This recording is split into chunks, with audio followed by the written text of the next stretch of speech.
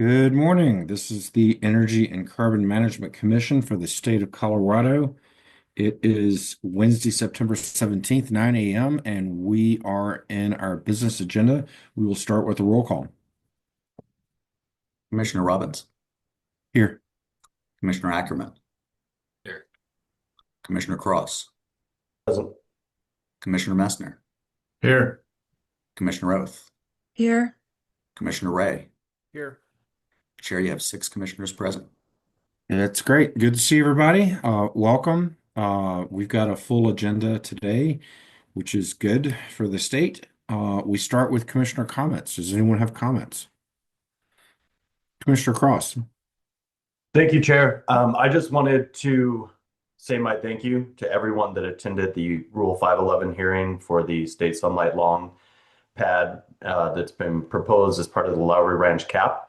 I want to thank the venue that we had. It was a beautiful venue, and they were very accommodating. And even as we began to run long in our hearing itself, so I want to thank them as well. But I want to thank all the stakeholders for coming and speaking. So everyone in the public that didn't come is aware. We had probably 70 something speakers. Several hundred people were in attendance. Thank you to the staff for all the setup. I think the use of the DJs was good, so people outside could continue to hear all the comments being made as well. And thank you to the state troopers and deputies that were also there.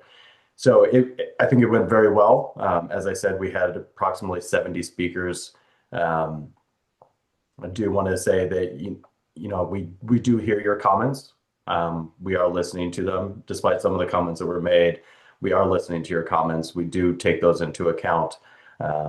But just wanted to say a quick note that is available. The recording is available on our YouTube channel. And just thank you everyone again for their comments and the hard work in getting it going. Thank you, Commissioner Cross, and thank you, Commissioner Ackerman, for attending the hearing. I know several of the commissioners were out of office and not able to attend, and we look forward to reviewing the video and audio online ahead of the hearing, that is the formal hearing on this process, which is, I think, a month or so out. So thanks again. October 29th. Yes. Yep. Further comments? Seeing none, we roll to consent agenda. Does anyone have questions on consent? Commissioner Messner. Thanks, Mr. Chair. I don't have a question on consent, but I have a question on one of the recommended orders. So if we wanted to make a motion for consent, I don't think recommended orders are officially part of the consent, but I'm unsure when to bring up the recommended order. Why don't you go ahead and bring up your question on the recommended order, and we'll get that out of the way and work through it, and then we can work on consent. Okay. I had a question on the Retamco AOC, and it's a situation where there's a suspended penalty amount that was negotiated as part of the AOC that is to be paid in,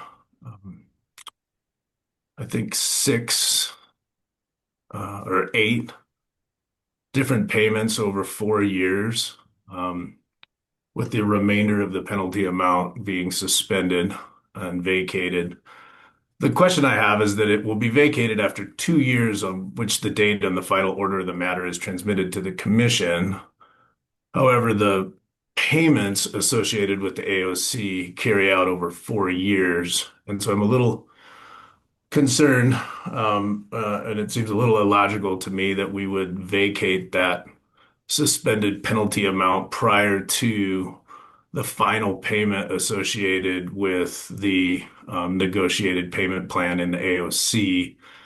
Seeing out to me, those two things are directly related and does indicate that the operator needs to stay in compliance with the rules in order to be able to have that remaining penalty amount vacated. But it seems like that should correlate with the final payment associated with the original offense.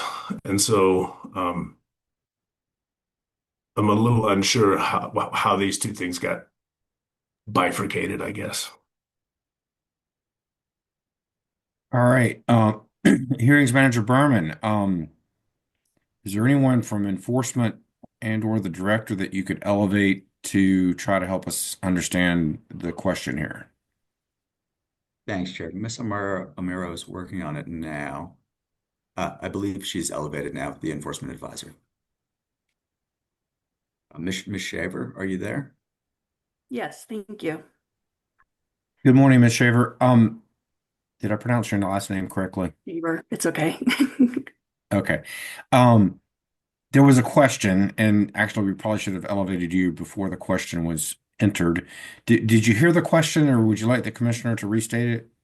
I understand the idea is the 2-year penalty suspension with the 4-year payment plan and the 8 installments. And they were negotiated in isolation of each other.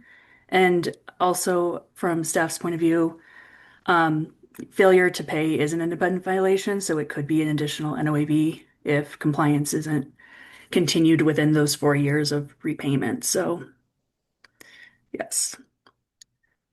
Commissioner Messner? Yeah, I mean, I understand they were negotiated independent of one another. It does seem to me like they're not independent of one another, and the need to be able to have that collateral or leverage associated with the suspended penalty to ensure that payment is actually made over the 4 years ties the two together. It's just, to me, it's illogical to have those two Mhm. things separate. And while I acknowledge that there could be a separate NOAV issued associated with failure to pay, that NOAV violation would be drastically less than the suspended penalty that could be vacated prior to that. And so to me, it's really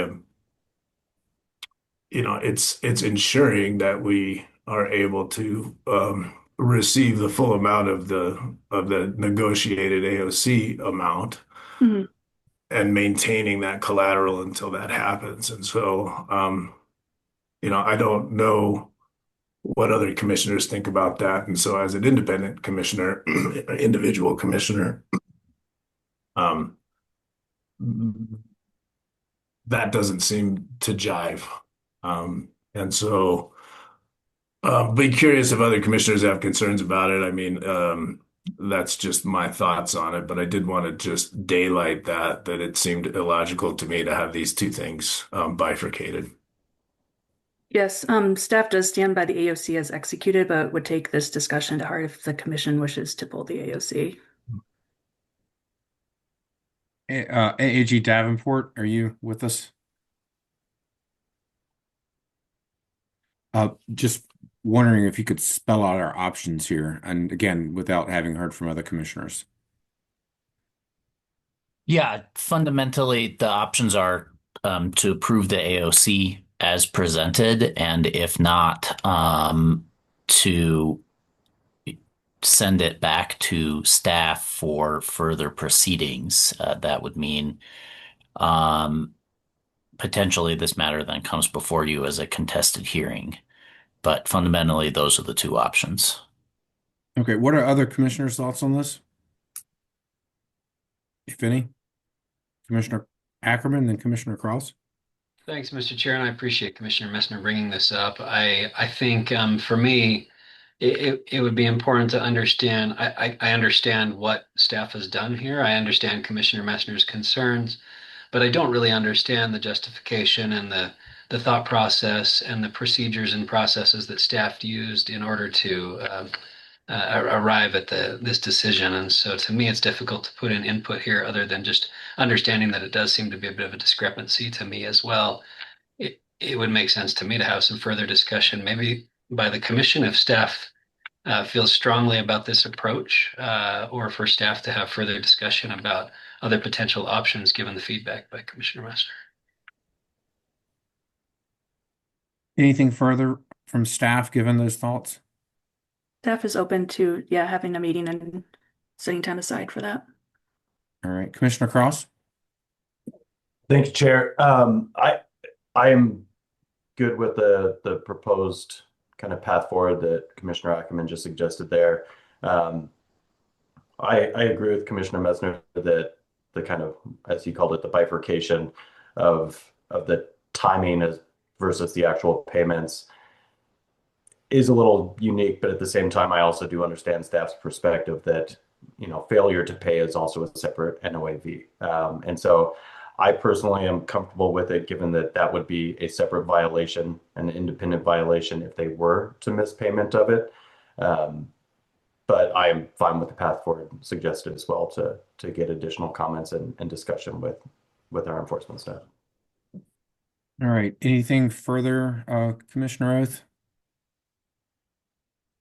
No, not really. I think that I am in agreement, so nothing else to add. Thank you. All right, then I think the proper procedure would be that we've given some direction to staff, which is also direction to the applicant or the operator. We'll pull it from the recommended order today, and we'd like to see it maybe redone a bit in a period of time. Does that sound right, AG Davenport? We've not done this before. That sounds generally correct, Chair. I do think it would take a motion of the commission, but if it's clear enough to staff as to what the process is, I'm okay with a so moved type of motion. Staff, are you okay with what we're contemplating here? I mean, not maybe you don't have to be okay with it, but do you understand it? No, I understand and I appreciate that. Thank All you. right, so moved. Do we have a second? Second. Motion and a second. Further discussion? All those in favor signify by saying aye. Aye. Aye. Any opposed? Motion carries. Thank you very much. We look forward to hearing from you and the operator here in a bit. Thank you. All right. Thanks, Commissioner Messner, for flagging an important topic. We now will go back to consent agenda. Does anyone have further questions on consent or on any additional recommended orders that are before us? Seeing none, do we have a motion to approve consent? So moved. Second. Motion and a second. Further discussion? Seeing none, all those in favor signify by saying aye. Aye. Any opposed? That motion carries. All right. Off and running. We now move to docket 2505000081. This is a rulemaking petition filed by Wild Earth Guardians and a number of other folks. The way we've teed this up, Wild Earth Guardians representative will have an opportunity to present to us this morning. We teed it up as a rulemaking petition, which means folks that wanted to be stakeholders could so move themselves into being stakeholders. They also then had an opportunity to provide written comments. We've received all the written comments. We also received written comments from the public. Commissioners have advised themselves of all the written comments from the stakeholders and the public. We're not taking public comment on this morning, but we did keep the written comment portal open through yesterday, so we received some late filed written comments. Again, we're going to hear from Wild Earth Guardians this morning. We're not going to take testimony from the commenters. If commissioners have questions of a commenter, we can certainly see if we can find them and ask questions. So with that, we will hear from Kate Merlin. Thank you. Thank you. Good morning, Commissioners. My name is Catherine Merlin. I'm here on behalf of the petitioners, Wild Earth Guardians, Citizens for a Healthy Community, 350 Colorado, Women from the Mountain, Physicians for Social Responsibility, the Larimer Alliance, Sierra Club Colorado, Green Latinos, Earthworks, and the Black Parents United Foundation, who have come with the support of Boulder County, Adams County, Save the Aurora Reservoir, Colorado Communities for Climate Action, Slow Food Western Slope, Western Organic Growers Association, the Western Environmental Law Center, and hundreds of individuals, including elected officials, to respectfully ask that the Commission initiate a rulemaking proceeding. This proceeding is necessary to consider rules to quantify the impacts of proposed energy and carbon management operations on climate at the permitting stage. We respectfully request that this commission use the social cost of carbon for development projects as one factor in the overall evaluation of the environmental and public health impacts, as it already does for carbon storage. Since 2019, this commission has recognized its legal obligation to prioritize people over profits. Specifically, the commission is instructed to work to avoid, minimize, and mitigate adverse impacts. In 2020, the 800, 900, 1200 mission change rulemaking, the commission stated that impacts to public health, safety, welfare, the environment, and wildlife resources will be addressed during the permitting process. The commission emphasized that its overall approach is to encourage additional consideration of strategies to minimize adverse environmental impacts through the permitting process, which affords the commission's staff and the commission itself greater opportunity to work with operators to develop successful plans to avoid, minimize, and mitigate impacts prior to those impacts occurring.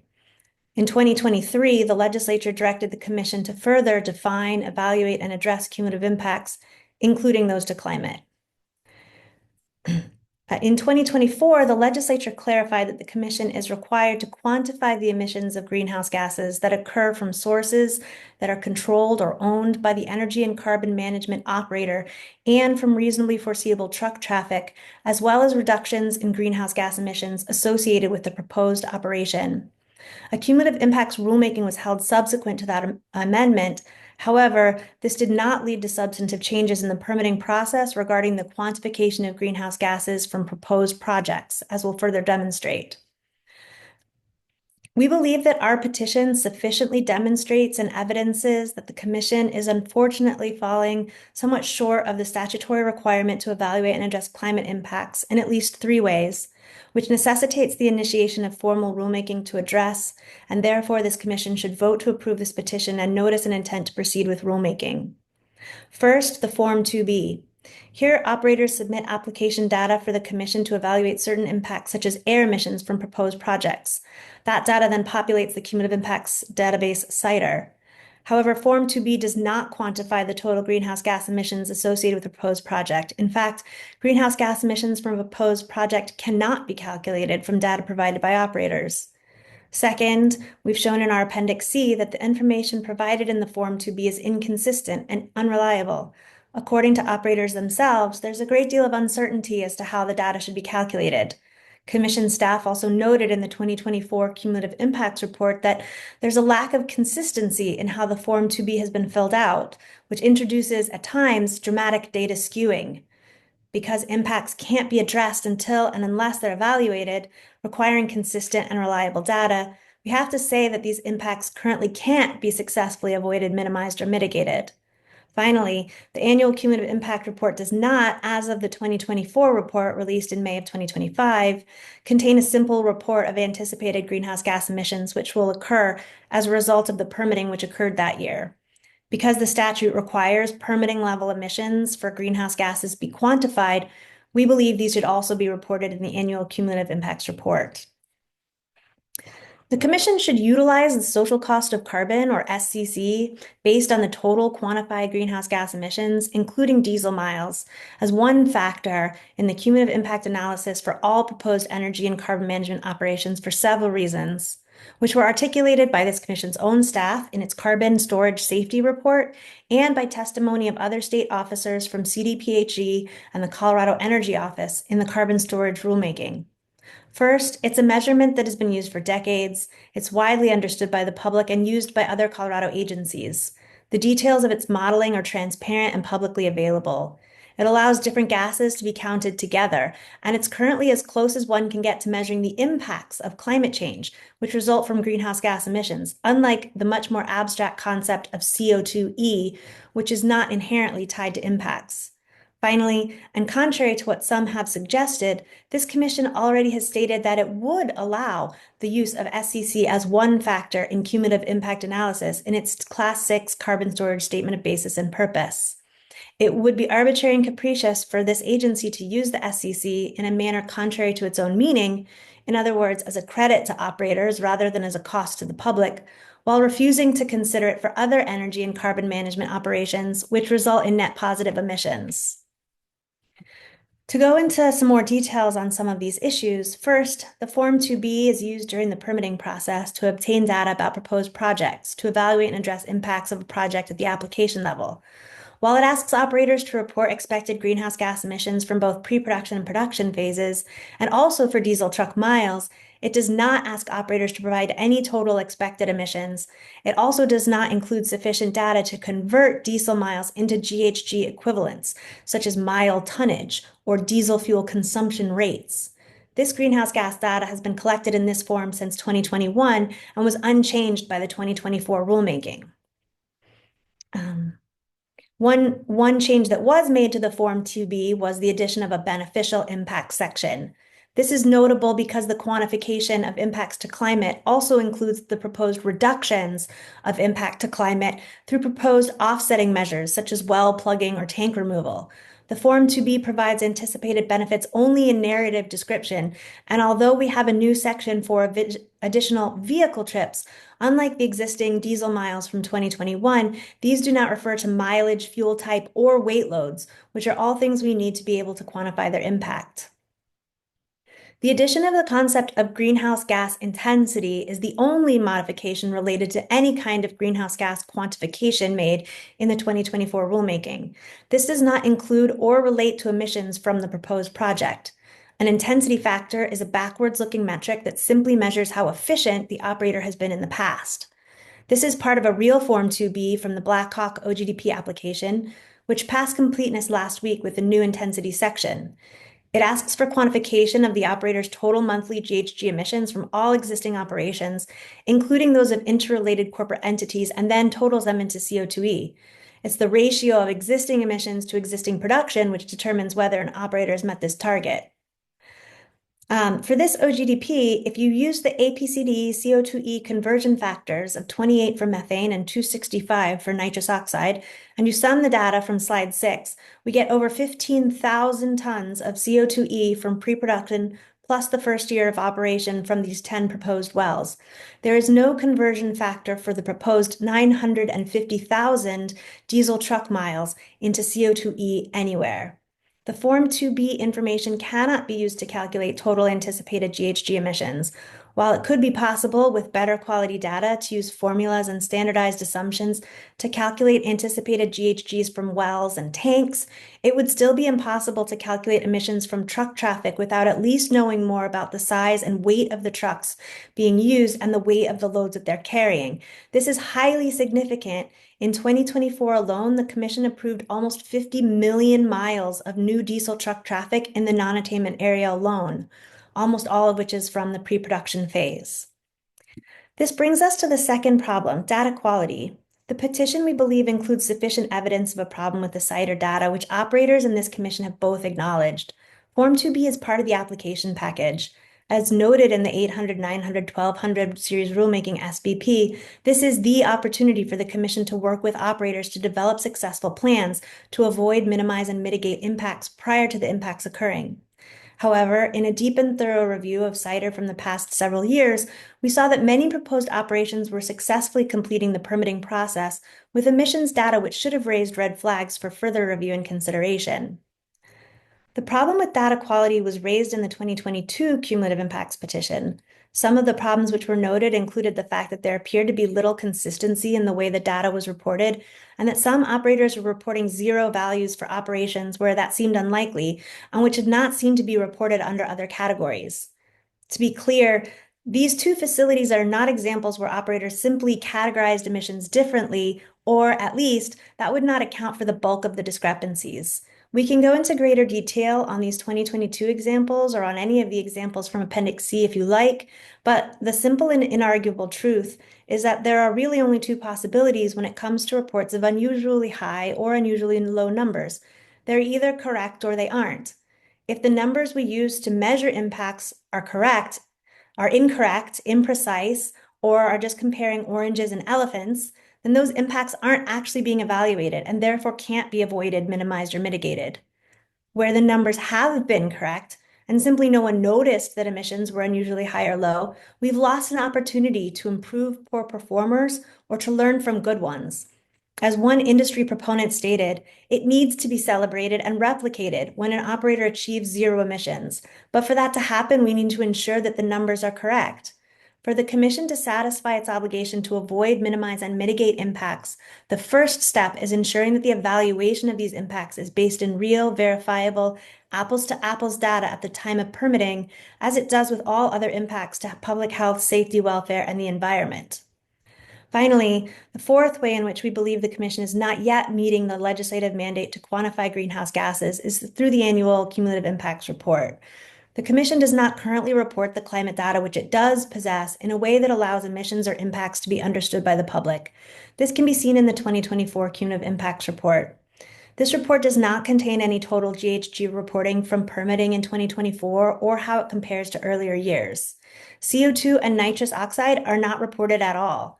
For methane, we see that the reporting breaks down total emissions in two ways, a pre-production and a productions category, and then further they're broken down into 5 regional basins. The 5 basins are reported in 2 graphs, one showing an average per well emissions per basin per year from 2021 to 24, and the other showing total basin emissions broken down by source category. However, none of this data will tell you how much methane was emitted in 2024 without significant additional work, and it still does not include carbon dioxide, nitrous oxide, or diesel miles. This slide shows the math that we have to do to derive the total amount of methane from pre-production plus the first year of production from the 2024 report. This is as close as we can get to a true total for methane, and we can't do it for CO2 or for nitrous oxide, for diesel truck miles or greenhouse gas reductions because we don't have enough information. We appreciate and understand that there's been an incredible amount of rulemaking in the past several years. The changes that we're seeking are not extensive, and they are incredibly necessary and valuable, both to satisfy the letter of the law, which says that these impacts must be quantified, but also because climate is one of the most pressing moral and political challenges of our day. The Colorado Administrative Procedure Act and your rules allow us to petition this agency for these necessary iterative changes rather than to pursue adversarial remedies against the Commission over past rulemakings, which is something that this Commission has long expressed a desire for.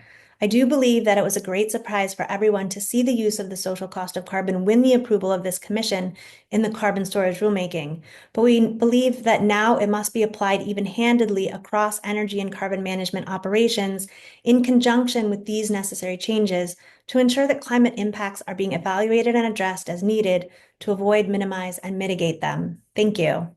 Thank you for the presentation. At this time, the next step in our consideration of the rulemaking allows for us to see if we have any questions for you. So if you're open for questions, I would look around to my fellow commissioners to see if anyone has questions. Commissioner Cross? Thank you, Chair, and thank you, Ms. Merlin, for the presentation today. I wanted to try and understand, we'll say, the precipice behind this a little bit more. As we're talking about this specifically, the social cost of carbon specifically applying to OGDPs, are you hoping to understand what local impacts we're having and evaluate those emission measures as a basis of the local impacts of that OGDP? I am going to try to make sure that I understand the question. You're asking what we're looking to understand when we're asking to use the social cost of carbon? Yeah, and I think that that's a fair assessment. And really, I want to know, is your concern that we are not looking fully at the local impact of these emissions that you talked about because we're not, as you said, applying the 2B data consistently. We're not looking at some of the impacts versus some of the benefits and quantifying those. And so as part of the OGDP itself, is this intended to say, hey, as we look at the cumulative impacts for this project with other projects in this area, this is how we'll be able to better evaluate, is one of the concerns that you talked about. Is that ultimately what we're trying to get here? So thank you for that, Commissioner Cross. I think there's a couple things to unpack here. The statute asks for the commission to quantify the greenhouse gases which will be emitted from a proposed project. That was in the the amendment in 2024 in HB 241396. I hope I'm not getting all my bills confused. And it asks us to quantify so that we can evaluate and address the impacts of those emissions. It's not specifically limited to OGDPs. It just talks about proposed projects.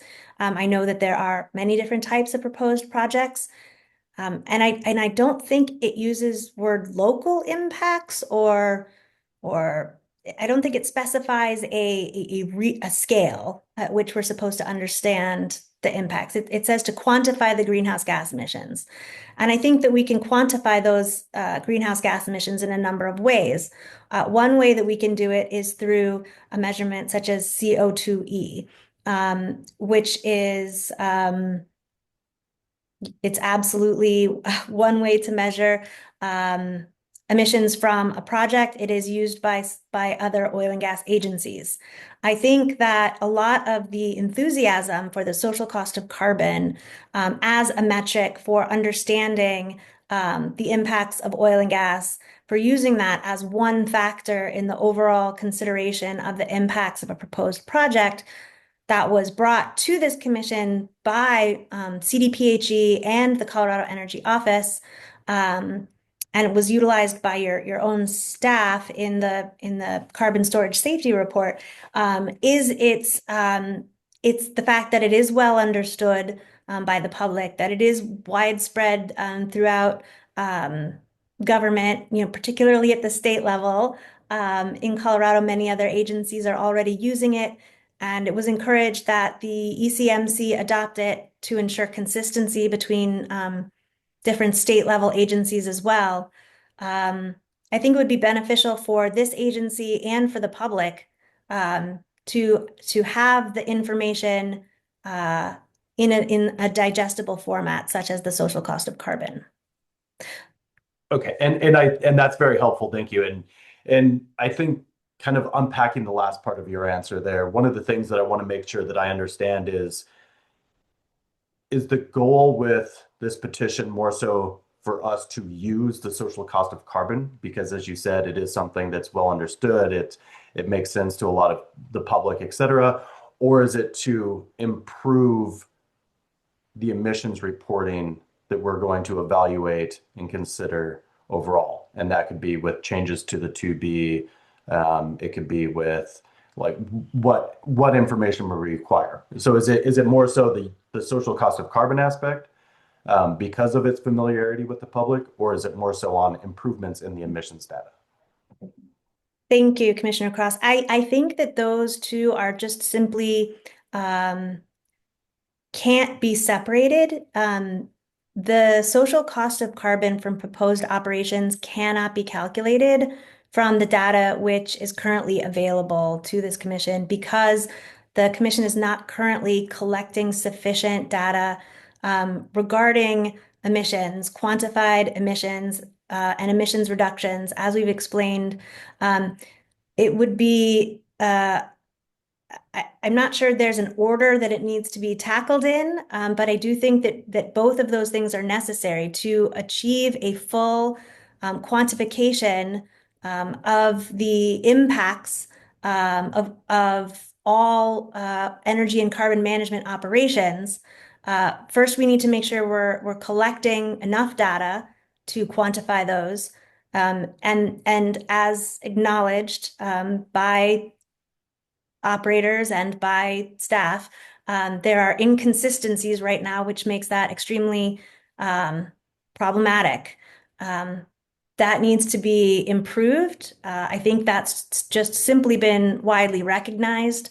And whether those improvements need to be part of a formal rulemaking or not, I do think that what requires the formal rulemaking is updating the forms to require sufficient information to quantify the total cumulative impact of all of these operations. Okay. Thank you. Commissioner Messner? Thanks, Mr. Chair. Ms. Merlin, I appreciate you being here and providing the presentation and the information. Um, I do want to follow up a little bit on Commissioner Cross's question. And so correct me if I'm wrong, but in your presentation, you talk about the need to quantify um, and address greenhouse gas emissions from proposed projects. I think, and correct me if I'm wrong here, because I'm trying to make sure I understand. Um, your four primary concerns are that the application data in the Form 2B does not include the amount of total GHGs from a project, and total GHGs cannot be calculated from the data provided. So a data question there. The Form 2B data is inconsistent and unreliable. So another concern about data. The commission does not address greenhouse gases from a proposed projects at the application level. So kind of an implementation question there. And the annual cumulative impacts report do not provide a cumulative quantification of greenhouse gases, another implementation question. And I think these are all really good things and acknowledge the importance of quality of data, the utilization of data, consistency with data, transparency with data. I think where I'm getting hung up here a little bit is how the social cost of carbon plays into this, which at least what I'm seeing is the primary concerns are around implementation and data. And, we spent a lot of time in the cumulative impacts rulemaking talking about the need to, ensure quality implementation at from both the applicant and from the reviewers on how we are utilizing this information to evaluate and address cumulative impacts, that we're verifying the data, that we're, utilizing the correct information in order to make decisions, and then making transparency a big part of it as well, as far as how an application actually evaluates and addresses cumulative impacts. And so I think that is really important, and to an extent has yet to be realized whether or not it's successful or not. But then I'm trying to tie in the social cost of carbon piece here, and like it seems, this is my word of the day, but it seems bifurcated from your primary concerns. And so maybe you can help me with that a little bit, because I'm getting at here is that I'm struggling with whether or not the best way to address your concerns is through a rulemaking, trying to implement the social cost of carbon, versus another path that could address your concerns and improve process and utilization of data, that may or may not be a rulemaking path, right? And so maybe you can help me with that. Yeah, thank you. I think that having participated in the rulemakings over the past several years with this commission, um, it was it was very startling last year to see a 180-degree turn on the social cost of carbon relating solely to carbon storage projects, whereby this commission agreed that the social cost of carbon would be included as a factor for evaluating the cumulative impacts for proposed carbon storage projects, at the specific request of multiple other state agencies who intervened at the last moment to procure that change to the rules. And to have this really wonderful metric be used by this commission solely in an inverse way, to provide a credit to certain operations or certain operators, and to not see, again, it's a robust metric that has been used by other state agencies and is incredibly valuable. To not see it being applied to other energy and carbon management operations, which do result in net positive emissions, despite the existence of a statutory mandate to quantify greenhouse gas emissions, which is not occurring, I think was just something that felt like it needed a rulemaking to remedy, because there is a clear statutory mandate, the mandate to quantify greenhouse gas emissions. This isn't something that I've pulled from an obscure text. This is the statute that was passed last year, and we've highlighted a number of different ways in which, it's not possible from the data which is currently being collected to quantify those impacts. There are simply blank spaces that we would need in a formula to quantify greenhouse gas impacts. We can just take the diesel miles. We know that one OGDP is going to has proposed 950,000 miles of diesel truck traffic, but we don't know if those trucks are going to be 50% completely empty trucks and 50% filled to the brim with water. The weight of those trucks, the fuel consumption of those trucks is an indispensable piece of data that we need to be able to translate those diesel miles into a quantification of greenhouse gas emissions. And that's not happening.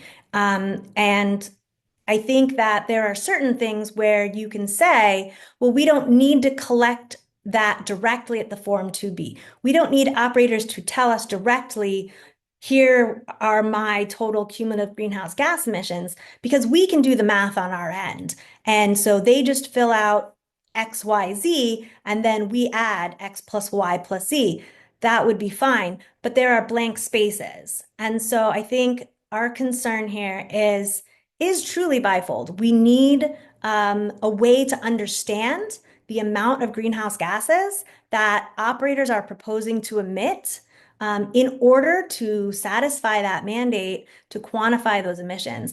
And that instruction to quantify also doesn't exist in a vacuum, right? That's not, please tally these emissions and your job is done. It asks to quantify those emissions so that we can evaluate and address them. So that if one operator says that it's going to be emitting 20 tons of methane, and another operator says it's going to be emitting 0.2 tons of methane for the same operation, someone at that agency has the expertise to look at that and say, hey, 20 tons is much too high for this operation based on our expertise. We know that this can be accomplished for far less.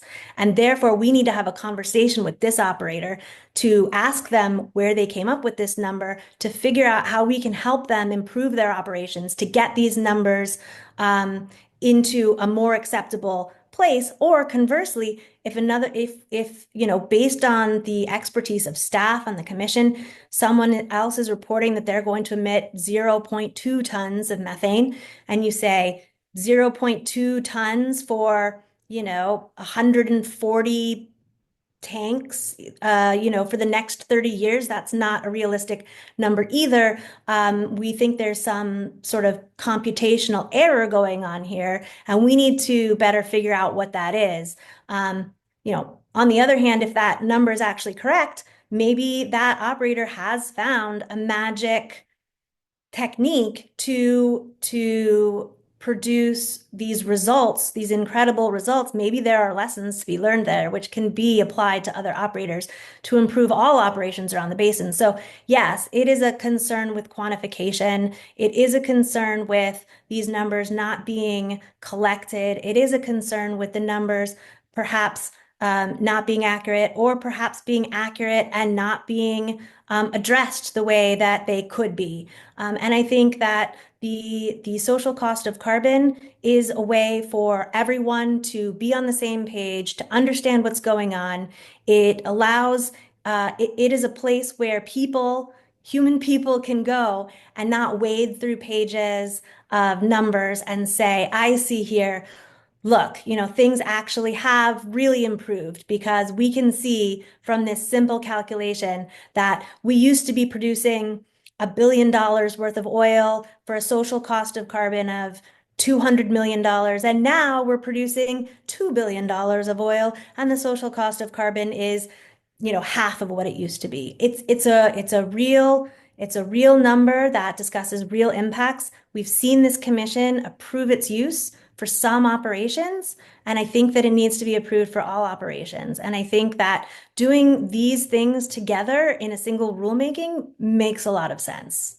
I don't really see a need to bifurcate them into a lot of separate processes, although, of course, this is your show after all. And if you think that some of these would be appropriately addressed through rulemaking and some of them would be more appropriately addressed through internal agency guidance, I think that's certainly a possibility that's open to you as well. What I hope to achieve here, though, with these demonstrated problems, I'm hoping that this will result in some of these moving forward. Maybe it's a rulemaking on some, maybe it's guidance on others, but we are asking, we've brought this problem to you. For some of these problems, it's not the first time. We really need to see these being taken seriously and addressed. It is the law that was written by the legislature. We are coming to you in the spirit of collaboration. We are not suing anybody, which has been an explicit request of this commission in the past. Hey, please stop suing us. Just come talk to us. We're talking to you. Please help us out here. Thank you. Thanks. I got a couple other questions, but I appreciate the answer there. So again, with the social cost of carbon and I expressed during the Class 6 rulemaking, I'll share it again today. I think that the social cost of carbon, at least in my opinion, and is in many ways an economic tool. And so I struggle a little bit with its kind of wholesale utilization and land use processes. But do you see any prohibition right now on the utilization? Because ultimately here, under the current or under the recently adopted cumulative impacts rules, an applicant has to make a showing on how it's evaluated and address cumulative impacts associated with whatever operations they're proposing. And that the tools that they use to employ in making that showing of how they're evaluating and addressing cumulative impacts in a performance-based land use process, which is what we have. And acknowledging that some operators advocated for the utilization of the social cost of carbon in the Class 6 rulemaking because of the fact that they could utilize that as a tool to make a showing. What would prohibit them right now from the utilization of that? Because I think what you're asking for is that it would not be, well, I don't want to put words in your mouth because I can't remember exactly what you said, but that it would be a point of utilization or it would be similar to how we utilized it in the Class 6 rulemaking. But I'm not sure anything prohibits that right now because operators do need to make that showing of how they're evaluating and addressing, and at least for me as a commissioner, how they do that and then what they provide in order for me to be able to review whether they're evaluating and addressing cumulative impacts is going to be really important. And maybe the social cost of carbon is a tool already available to them. Do you have any thoughts on that? So the language that I think you're trying to quote from me was a quote from the statement and basis of purpose for the Class 6 carbon storage rulemaking.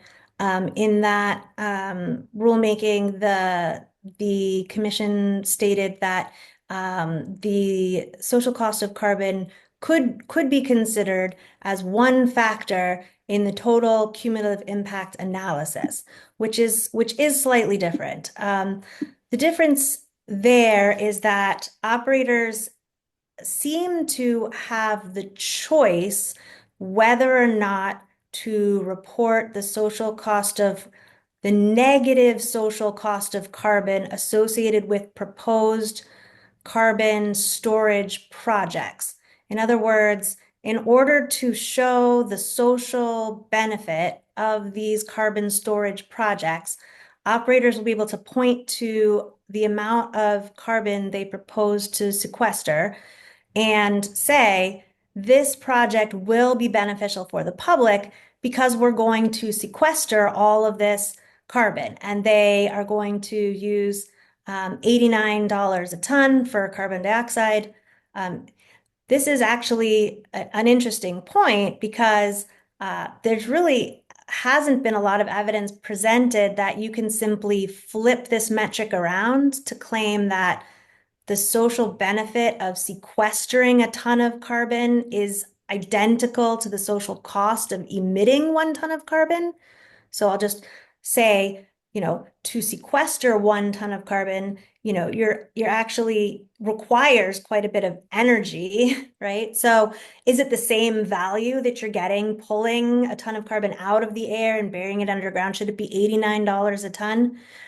I think that's actually a really interesting question because no one's really tried to use the social cost of carbon as a credit that a certain class of industry could claim in the past. But to allow certain operators to claim it as a credit when we're not even quantifying the amount of greenhouse gases that are being emitted or are being proposed to be emitted at the time of permitting, which is required by law. Again, sorry, I have to just keep saying that. I think is just really a disservice to the public and a misreading of the law. So in that rulemaking, the organization that I represented, Wild Earth Guardians, opposed the use of the social cost of carbon for that purpose, although we were very clear that we in general support the use of the social cost of carbon to measure climate impacts from the emissions of greenhouse gases, because that is what that metric was designed to do. It's to measure the impact that emissions of greenhouse gases has on our society, whether we're measuring that at the global scale, as some models do, or the national scale, as other models do. But that is something that we should be doing, and the commission should not, with one hand, allow operators to claim a certain class of operators to claim that they are benefiting the public by sequestering carbon while not using the same metric to analyze other operators who are resulting in net positive emissions. Okay. Just a couple other questions. How do you see the greenhouse gas intensity requirements and other data or evaluation or even utilization of the social cost of carbon at CDPHE play into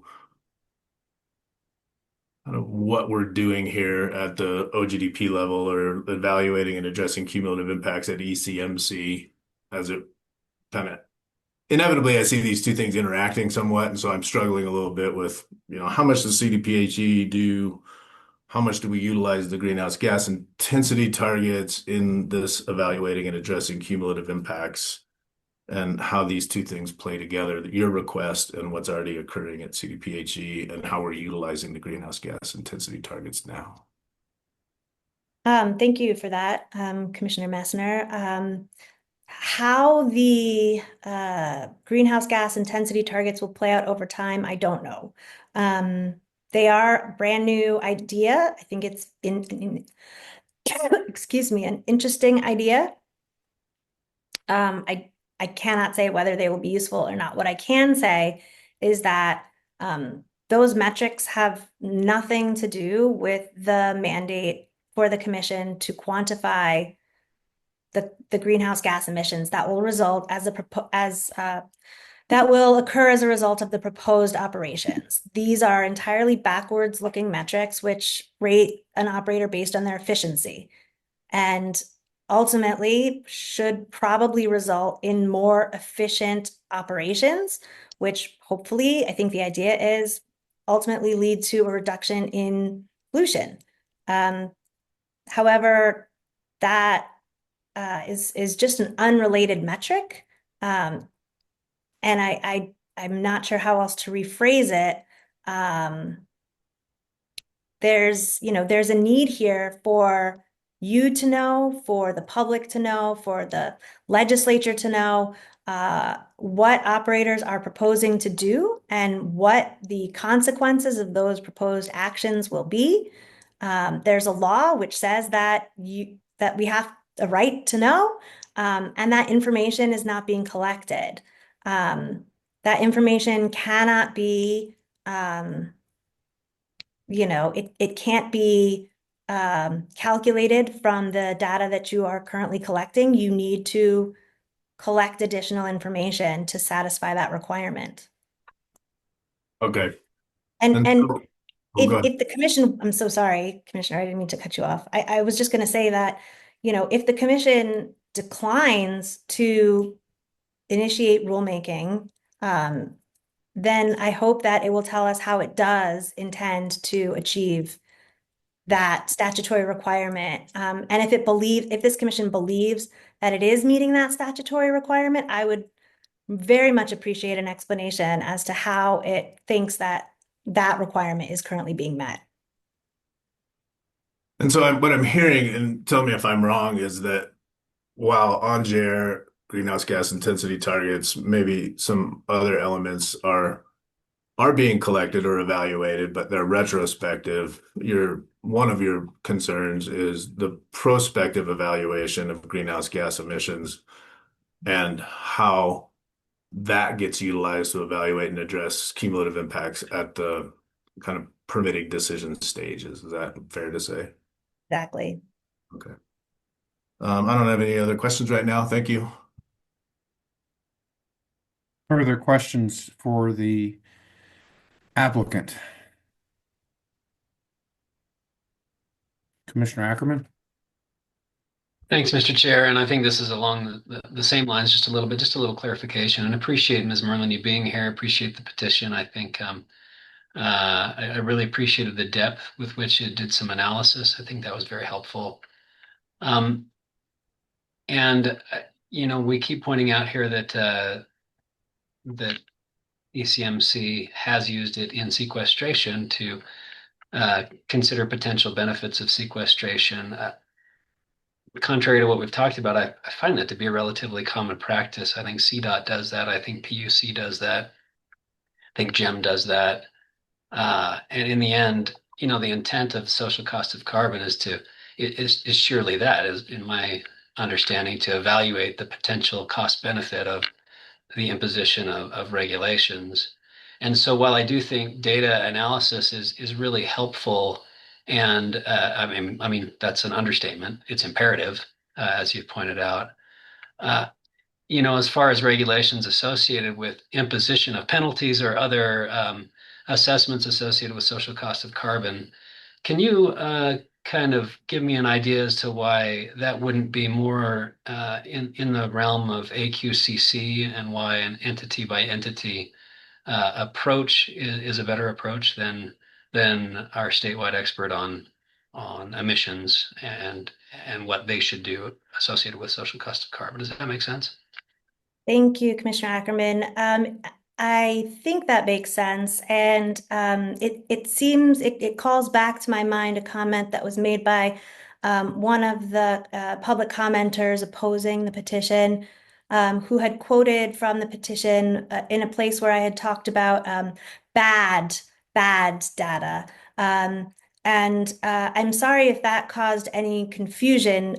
What I meant by bad data was not, if an operator says that they will emit a lot of pollution and that's bad and there should be consequences for emitting a lot of pollution. It was bad in the sense of incorrect or inaccurate data that that perhaps one method of ensuring data accuracy is if there were penalties for inaccurate data. It was among some of the ways I suggested the commission might go about getting better quality data. It's far from the only way in which you can achieve better data quality. But in terms of whether social cost of carbon belongs more to the AQCC or more to this commission, I think that it belongs to every agency who is involved with regulating operations which result in the net generation of large amounts of greenhouse gases. This agency oversees the industry in Colorado, which is responsible for, I believe, the most. Heidi maybe can correct me if I'm wrong, but I believe that this is the number one source of greenhouse gas emissions in the state is the production of oil and gas. And that being so significant, such a significant impact of these regulated operations, I think that that makes it more imperative for this agency to use that type of metric than an agency which maybe has other mandates or other missions. I'll note that, for example, this commission specifically has as its highest priority protecting public health, safety, and welfare. And I would say most scientists agree that climate change is a significant threat to public health, safety, and welfare. I don't think that's controversial, or shouldn't be controversial to say anymore. But it is a highly significant impact. This agency has a lot of power over the practices and methods which operators employ to control and reduce those emissions. And I think that this metric is very significant and should be employed by this agency, among others. Yeah, thanks. I appreciate that response. It certainly, we have a complicated and interwoven relationship with AQCC, and we do lean on them significantly. And I do appreciate that. What I'm gleaning largely from your presentation and from the petition is really ensuring that we have appropriate data in order to be able to, analyze and understand actual impacts rather than the imposition of penalties is what you're looking for. Is that correct? Correct. Thank you. I appreciate that. Further questions? All right. Thank you very much for the presentation and for being with us this morning and for bringing this matter to our attention. Thank you. All right, commissioners, I believe at this point we're going to return it back to us. I'd like to take a short break, fill my coffee cup up, collect my thoughts, and then we'll come back for deliberations on the petition. Let's return at 10:15.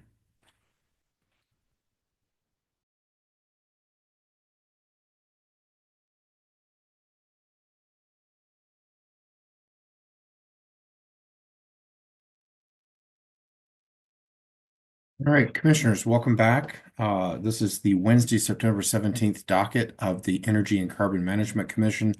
It is 10:15, and we are undertaking review of docket 2505-00081, Wild Earth Guardians and others rulemaking petition. We heard from the petitioner this morning. We've all read the written comments and the public comments that were filed. And now we turn it back to ourselves for deliberation. If commissioners are okay with it, I can probably start. I'd like to sort of set the standard a little bit, and then you can hear from me as one commissioner, and then we can all deliberate as well. I would note that under Colorado law, the commission has extremely broad discretion in deciding whether to grant a petition for rulemaking. We have a Rule 529A, and the Administrative Procedures Act also has a provision, Section 24.4.1037 CRS, that provide that an action on a petition for rulemaking are within the agency's discretion. The Supreme Court has established precedent on this, and that is that the agency has broad discretion to decide whether to engage in rulemaking, and thus any review by the court as to the decision of whether to do so is extremely limited and highly deferential. In a case involving Wild Earth Guardians, the court further stated, or the federal court further stated, that an agency's refusal to promulgate a rule is to be overturned only in the rarest and most compelling of circumstances, which have primarily involved plain errors of law, suggesting that the agency has been blind to the source of its delegated power. One of the reasons for the court's deference to agencies is that they want to avoid judicial entanglement in abstract policy disagreements, which courts both lack expertise and information to resolve. That's our standard. And with that, I want to thank the applicants for bringing forward these issues. I think they are worthy of consideration by the commission. I, as one commissioner, however, do not believe that they are necessary or reasonable for a rulemaking at this stage. We spent a year and a half with 40 plus parties participating and with statutory mandates changing to arrive at what I believe are a credible set of cumulative impact rules. And I believe those rules meet the provisions of HB 24-1346. I also would note for the record that those rules are only 7 months old. They were promulgated and effective in December 15th of 2024. I also note that as of this morning, we've not seen an OGDP under the CI rules. The first one is, I think, scheduled for later today. I believe we need to let the OGDPs percolate through the new rules to give the commission time to allow for the rules to be fully implemented and evaluated as to their efficacy.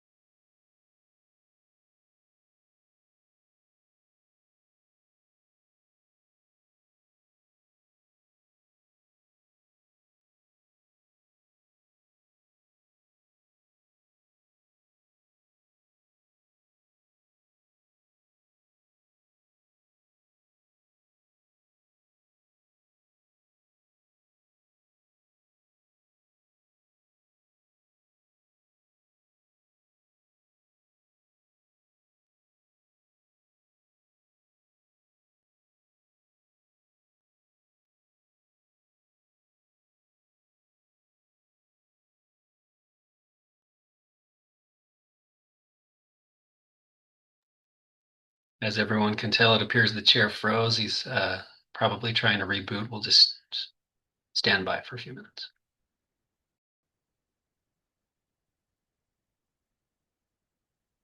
That was rude. Am I back? Can you hear me? Yes. All right. My internet went out, and so now I am attending via an iPad and cell phone. Again, extreme apologies on my part for floating away. Anyway, where I was I'm not ready to call for rulemaking on it. I would support us to set up a commissioner-run work group to evaluate the social cost of carbon concept more deeply, to learn about it, and to bring back to the ECMC more developed information about the social cost of carbon.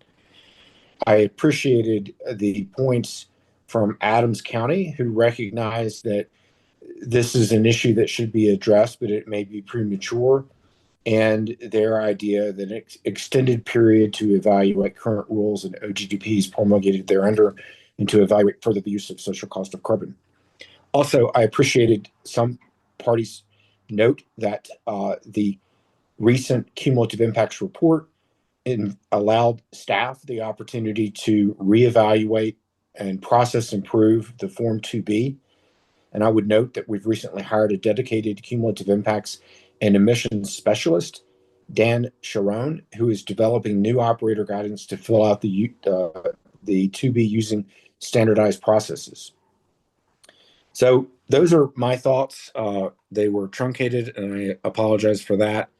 I would now turn to my fellow commissioners for thoughts from any of you guys. Commissioner Messner. Thank you, Mr. Chair. I've got a few thoughts that I'll jump around here a little bit. Um, so I think that I really appreciate the petitioners bringing this topic up in the conversation. I appreciate them engaging in a dialogue with the commission rather than more adversarial position. I think that the points that they bring up are really important. And I think that at least what I'm hearing, and I understand that that may or may not be what the intent of the petitioners were, but what I'm hearing is that the root questions really lie around the quality of data, um, the verification of data, and how it's evaluated and addressed as part of cumulative impacts analysis. I think there was lots of discussion on this during the cumulative impacts rulemaking, and I think that this is an incredibly important topic. Ultimately for me, this is an implementation question and not a further rulemaking question. So I would agree with the chair that I'm not sure that a rulemaking on this topic is ripe at this point. It was clear to me in the cumulative impacts rulemaking that quality of data, verification of that data, and how that data is being utilized to evaluate and address cumulative impacts, utilizing the mitigation hierarchy, were all key components of implementation from both the applicant and the reviewers of applications. I said this during the Class 6 rulemaking, and I'll say it again today, that the social cost of carbon is an incredibly important tool that many state agencies and federal agencies and even local governments utilize. I think it's an imperfect tool and metric for land use decisions, particularly in a regulatory standpoint. And I say that in light that, economics in state statute is not an element that we can utilize in our decision making. And so mandating a social cost of carbon utilization or evaluation and the economic cost benefit analysis associated with that brings in elements of economics that I think are inapplicable to some of our decision making. I do think, though, that as I agreed with in the Class 6 rulemaking, that the utilization of the social cost of carbon by an applicant could be an important tool on how they make a showing on whether or not they, have properly evaluated and addressed cumulative impacts as part of the new cumulative impacts rules. I think there's nothing right now that prohibits that. I think it would make sense in many situations for operators to utilize that tool. I would agree with the petitioners that it is a known metric and a known tool. And so there could be some benefits to applicants in utilizing that, in their applications. But for me, tying it straight to economics ends up being a challenging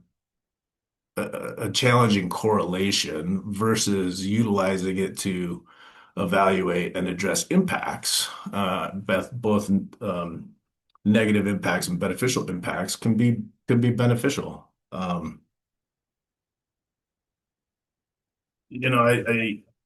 think that the verification and accuracy of data is essential. I think transparency in how this data was developed and verified and how it is being used by applicants and reviewing bodies and evaluating and addressing cumulative impacts is also essential. I think clear guidance on these topics to applicants is essential.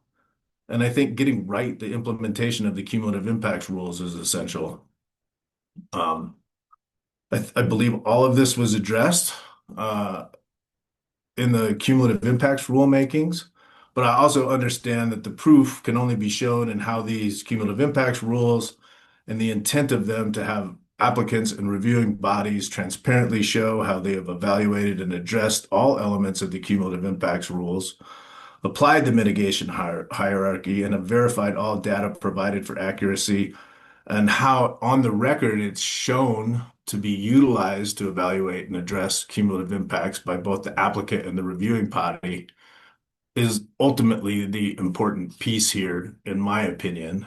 And I think we don't know yet because we've just started to implement this, whether or not the existing cumulative impact rules as promulgated accomplish this.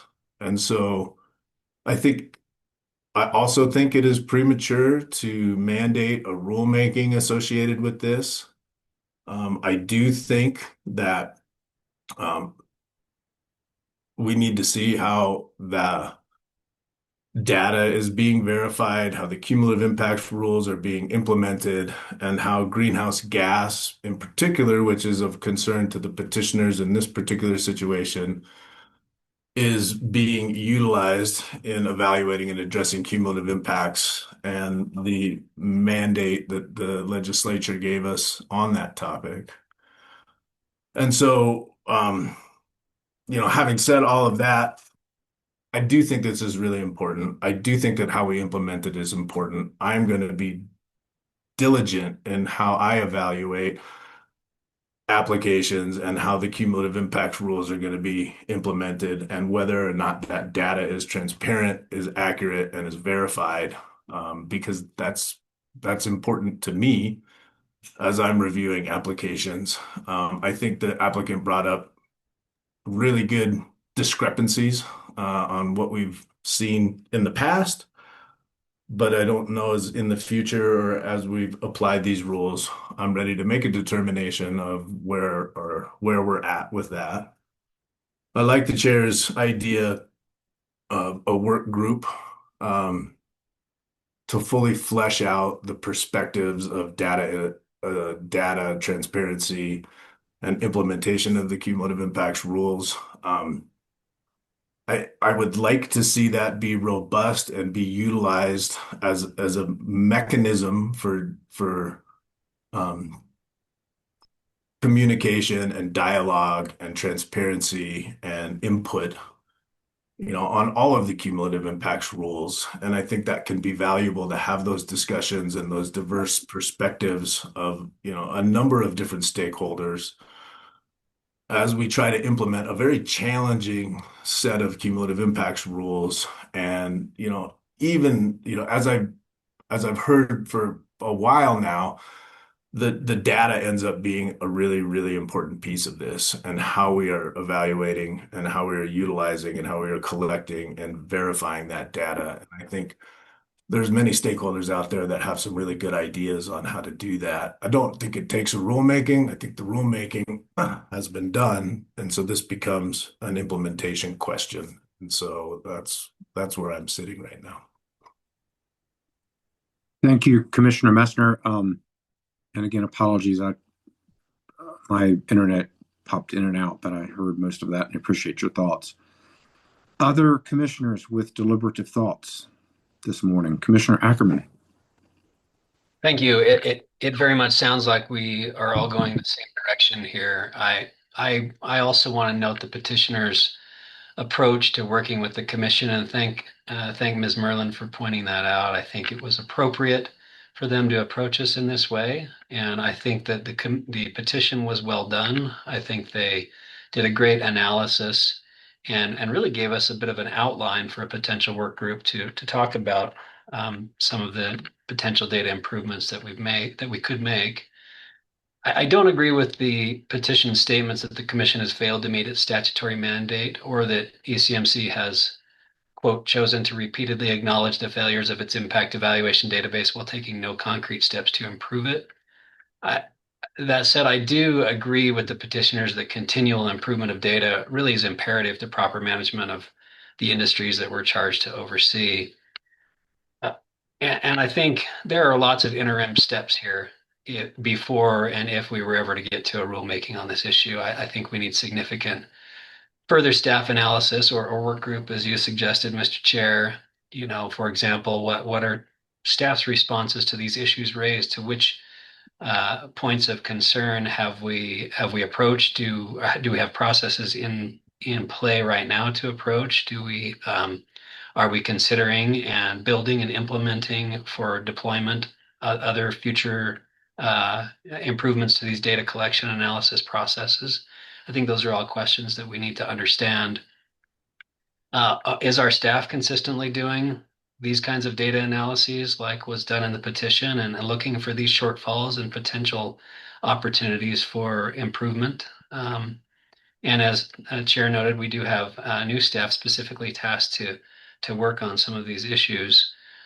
We need to also continue to think about, as pointed out in the petition, how do we improve not just the CI report, but the data analysis and gathering for that report?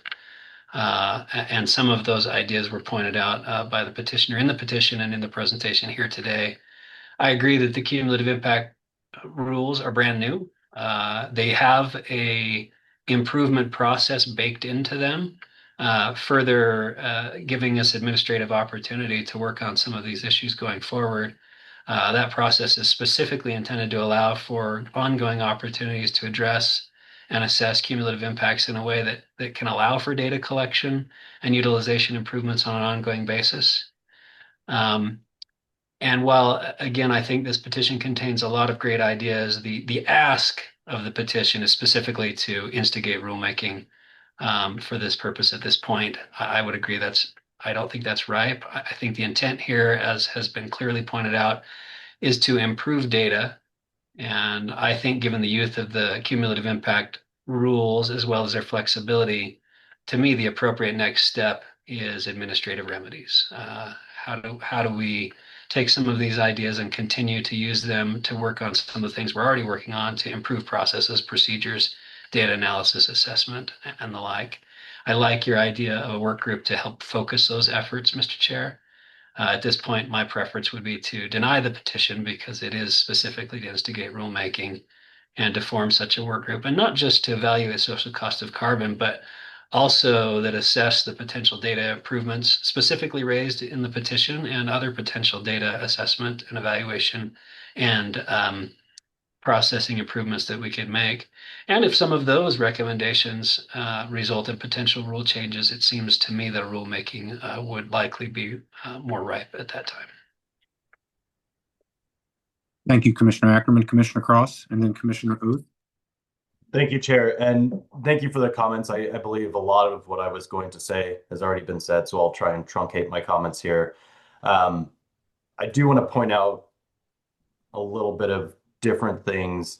Number one, I want to say that I disagree with industry's argument that this petition was untimely. I don't think it's a matter of timeliness, and I don't think that's what's intended is to say whether a petition for rulemaking is timely or not. However, I did have some trepidation about parties not really giving time for rulemaking implementation to take effect.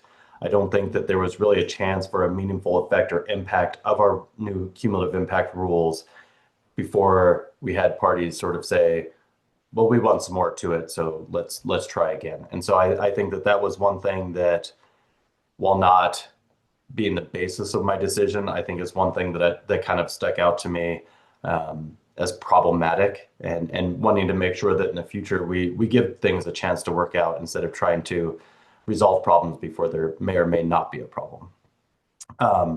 As has been said, I do think that it is important to note that the biggest underlying concern seems to be with the data itself. And I couldn't agree more with what the chair said, what Commissioner Messner said, and I thought he put a lot of great comment into that about, there are things that were done during our cumulative impact rules to help this, and I think that there's a lot more that can and should be done to continue to improve. But as has been said, I don't think that a rulemaking is the way for this to occur. I do want to point out a couple things about the social cost of carbon quickly. And for clarity purposes for all stakeholders listening in, I think one of the important things to note is making sure that it's understood during the Class 6 rulemaking that it wasn't the social cost of carbon will be used as one of the tools in doing this. And in fact, specifically in our statement of basis and purpose, we said the commission intends to consider climate and greenhouse gas reduction benefits associated with geologic storage projects. Although some stakeholders argued that the social cost of carbon should be part of this analysis, the commission believes the use of the SEC is worthy of additional study, and the commission does not intend to prohibit its use when appropriate as one factor. So in no way, shape, or form is this something that says we shall be using or evaluating the social cost of carbon. It's something that, where appropriate, is something that we can consider. And I think the where appropriate we can consider is an important aspect as well. As Commissioner Messner said, I think it's valuable where if we have the appropriate information for an operator to try and put forward information related to the social cost of carbon. It is a well-known tool, and I think it can be beneficial in a lot of ways. But as has been said, I don't think that that is the response necessary to solve the underlying issues kind of set forth in this petition.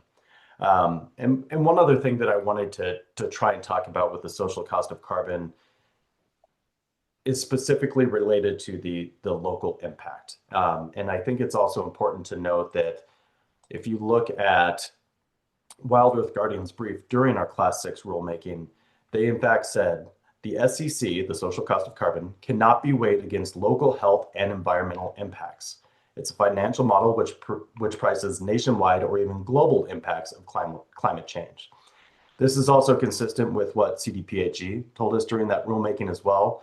When you look at their testimony, they specifically talk about because CO2 is a globally well-mixed gas, the impacts occur across the globe, and the SCC reflects these impacts.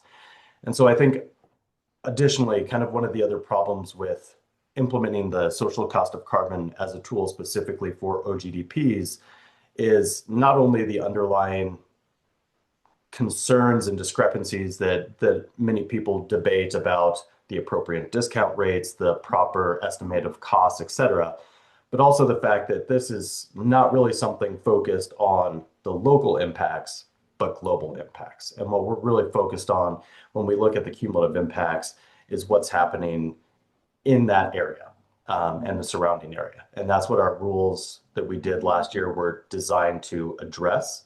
And so again, I agree that we need to work on the data improvement, and I also am in support of a work group to work on that.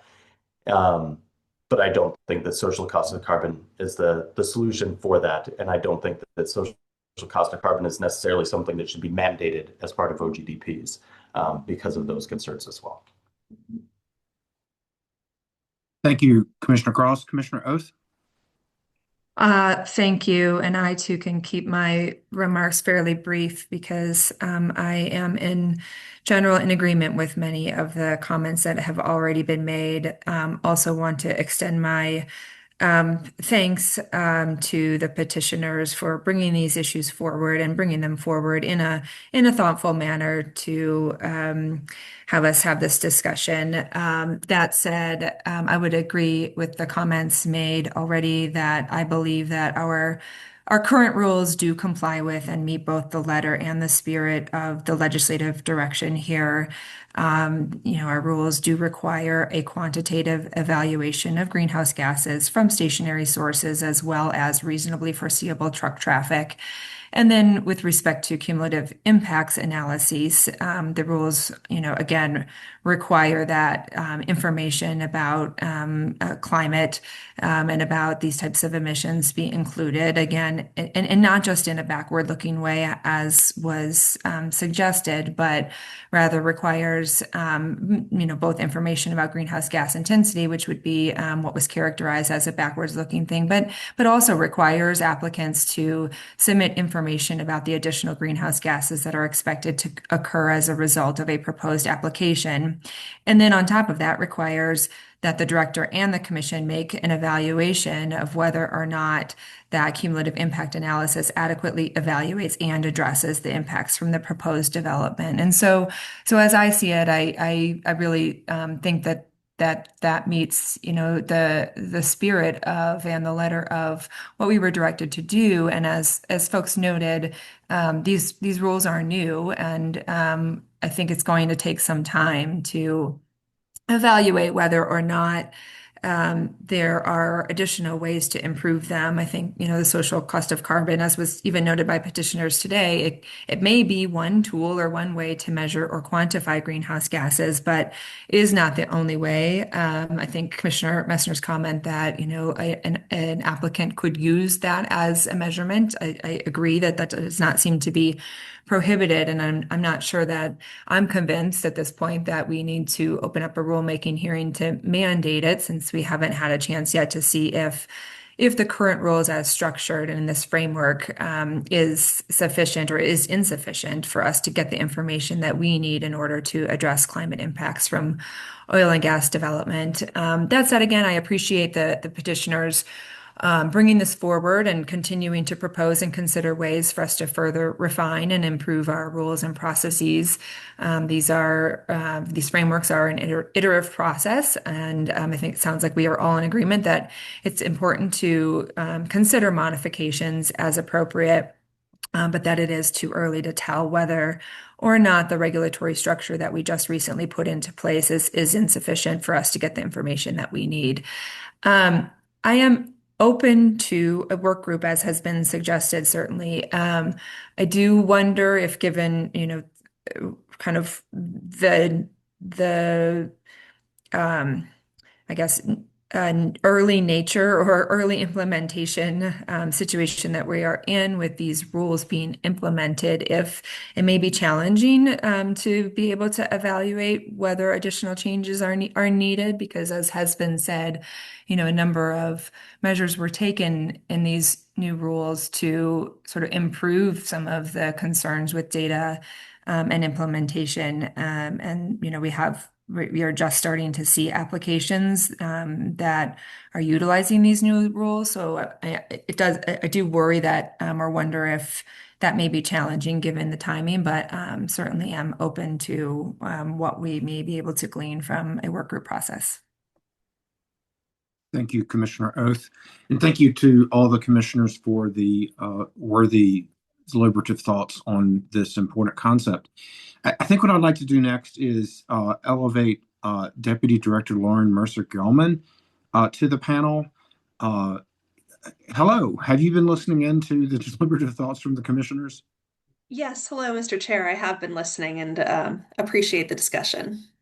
All right. Well, I would like to appreciate your thoughts about the discussion, because one of the things we're thinking about are a work group around analyzing social cost of carbon, also thoughts around the Form 2B, which the cumulative impacts report indicated would be process improved, our new cumulative impacts and person.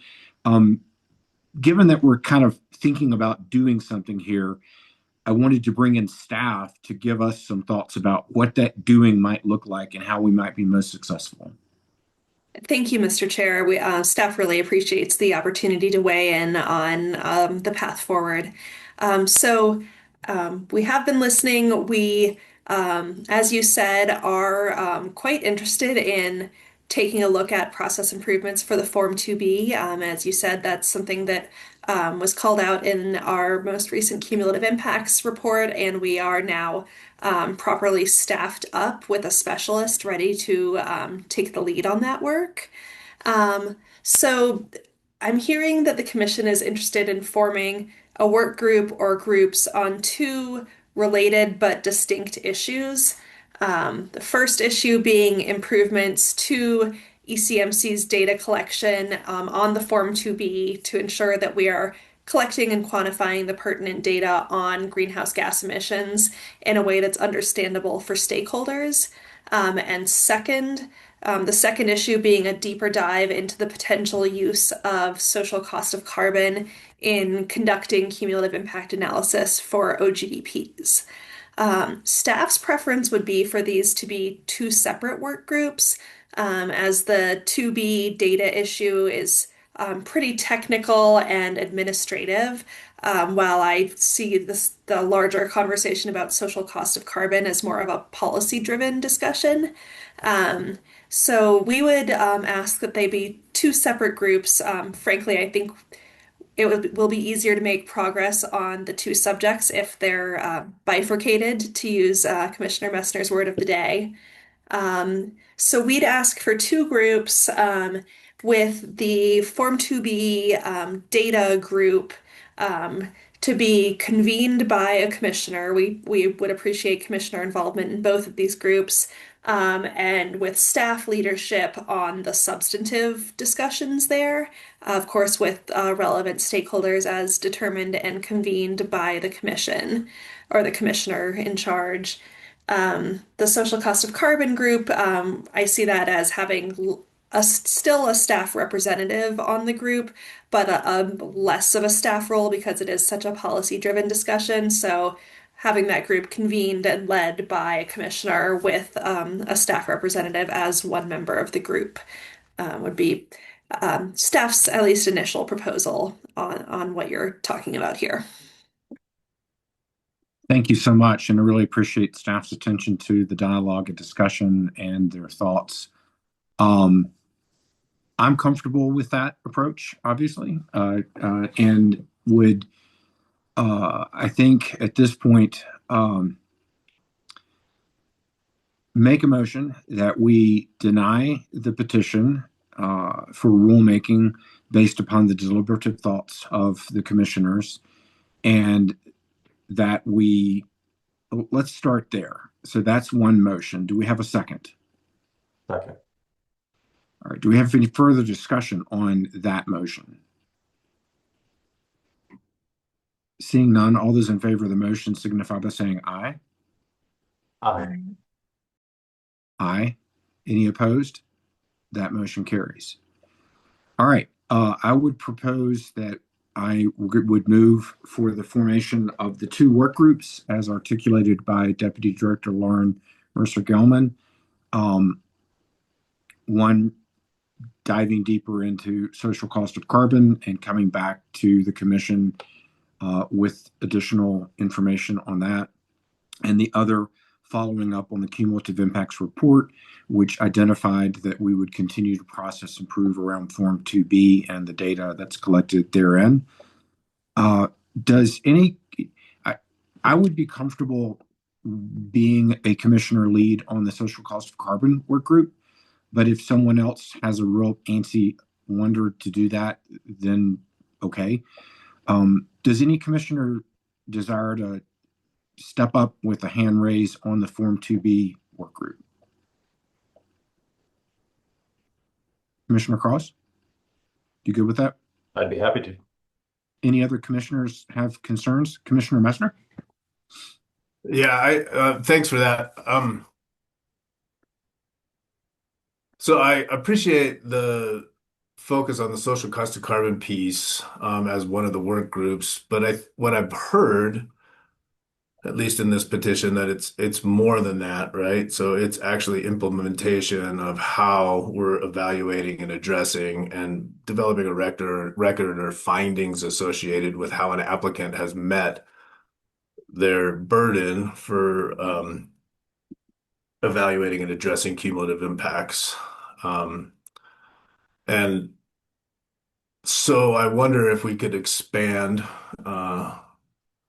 that topics of discussion for feedback, and utilize that work group as a resource on views associated with how to clarify guidance on how an applicant is evaluating and addressing cumulative impacts and applying the mitigation hierarchy associated with cumulative impacts. Because at least what I'm hearing is that's a really important piece, is taking that data, but then how do we utilize that accurate and verified data in our decision making? obviously each individual commissioner is going to utilize whatever criteria that they feel is necessary in doing that. But I think one of the questions would be from a process improvement standpoint or just process standpoint, not necessarily improvement. How does staff provide transparency and how they've made a determination and a director's recommendation on how they ultimately determine that it is evaluated and address cumulative impacts in an application. So just a thought. I appreciate that thought. And I'm going to take that thought and I'm going to elevate it and suggest that you run that group. You good with that, John? I'm happy. I'm not trying to take the group away from you, Chair. No. I think I think you are the right commissioner. If you feel like you've got room on your plate for that, I know you just got done with produced water, and we try to keep everybody moving in different directions. But if that's comfortable with you, I think that's the appropriate assignment. Okay, happy to. All right. Commissioner Ray. Thank you, Chair. I appreciate the discussion that Commission has had about this issue. I will echo previous thanks to the petitioners for bringing this. I just want to note that I think from the department's perspective, I think this issue is worthy of further study and consideration. And I want to offer the department support to this work group process. Whatever you all need, we can help support that, including coordination with other state agencies as might be necessary. So as this gets stood up, if there are things you need from the department, please don't hesitate to let me know. Thank you. Yeah, no, thank you, Commissioner Ray. And I think that, bringing in CEO and bringing in perhaps somebody from CDPHE and some other department coordination to the social cost of carbon work group really does make a lot of sense. So Commissioner Messner will be ringing you up. So I'm lost now, but I think we've got a motion for the formation of the two work groups, as muddy as it may be. Do we have a second? Second. All right, we got a motion and a second. Is there further discussion on the motion? Seeing none, all those in favor signify by saying aye. Aye. Aye. Any opposed? All right, that motion also carries. Let's take another break before we get into the rest of the agenda. It is 10:55. Let's return at 11:05.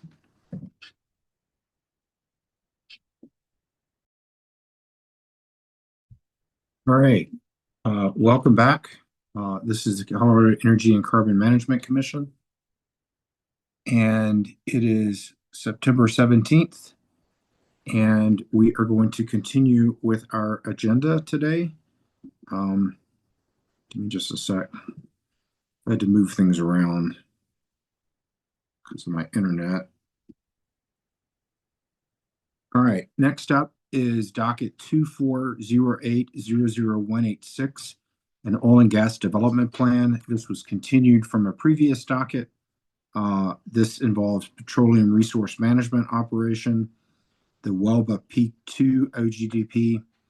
And what I'd like to do to start this discussion is call upon Attorney General Ben Boudreau to sort of set the record in terms of where we left this, what were the discussion points from commissioners, and where we should start up today. AG Boudreau, can you do that for us? Sure thing, Mr. Chair. As my understanding is that on September 3rd, the Commission continued this matter for 2 weeks until today's hearing. At the September 3rd hearing, the Commission indicated that it wanted more time to consider the Welba Peak 2 OGDP and to provide the operator an opportunity to address some of the Commissioner's concerns regarding this application. Some of those concerns included from Commissioner Messner that PRM is presenting the Duncan facility as a production facility solely dedicated to the WPU pad, but that PRM seems to have larger plans to eventually use the Duncan facility as a central production facility. Commissioner Messner invited PRM to also consider a future CAP application and other possible to include the Duncan facility and other possible future locations nearby.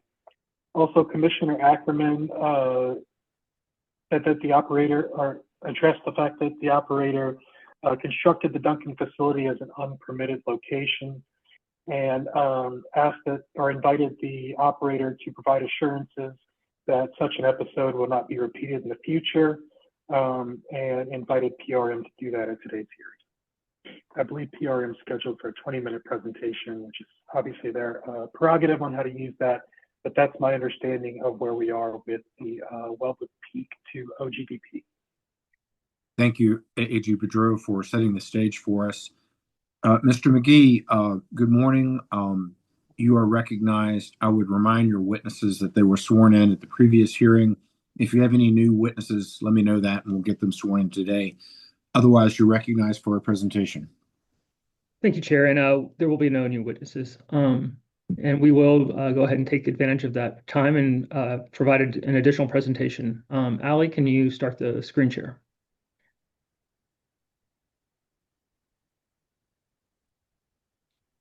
Okay. Well, good morning, Commissioners. Again, my name is Ryan McKee, and I am once again joined by my colleague, Laura Aronson.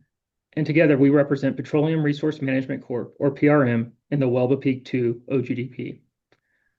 Following PRM's initial presentation of its application for the Welba Peak 2 OGDP on September 3rd, the Commission continued the matter to allow for additional time to consider the proposed OGDP and specifically the Duncan facility. PRM heard the concerns raised by the Commission regarding the Duncan facility at the prior hearing, and as part of its presentation today, PRM's President, Duncan Shepard, will speak to the circumstances that led to the unpermitted partial construction of the Duncan facility. However, I do want to address a suggestion raised at the prior hearing that PRM did not provide explanation for the partial construction of the Duncan facility. During PRM's presentation, both Ms. McKinley and I spoke to the good faith errors made by PRM that led to its partial construction without ECMC approval. Additionally, Mr. Shepard was part of PRM's expert panel and was not only prepared, but expected to address Commissioner questions related to the construction of the Duncan facility. However, no such questions were raised. Instead, the concerns regarding the unpermitted construction of the Duncan facility only arose after the record was closed and deliberations had begun. I bring this up because I want to make sure that the Commission is aware and understands that it was not PRM's intention, nor has it ever tried to sidestep any responsibility for its errors related to the Duncan facility. That said, in retrospect, as counsel, we should have had Mr. Shepard directly address this issue as part of PRM's initial presentation, and I take responsibility for that oversight. PRM and Mr. Shepard appreciate the opportunity today to further address the Commission's concerns related to the Duncan facility and the steps PRM has since implemented through a third-party company to ensure its compliance with all federal, state, and local permitting and regulatory requirements. And again, Mr. Shepard is available today and eager to answer any further questions you may have following the presentation. Additionally, during the September 3rd hearing, commissioners raised concerns regarding the consistency and accuracy of the forms and plans submitted by PRM for the Welba Peak 2 OGDP. Following the hearing, PRM reviewed all submitted forms and plans and confirmed their accuracy and consistency. Ms. McKinley will provide further details regarding this review, as well as additional clarity regarding truck traffic and PRM's development plans for the Welba Peak 2 OGDP and their interaction with the Welba Peak Federal Exploratory Unit and future ECMC applications. I will now turn the presentation over to Mr. Shepard and Ms. McKinley to discuss these additional issues.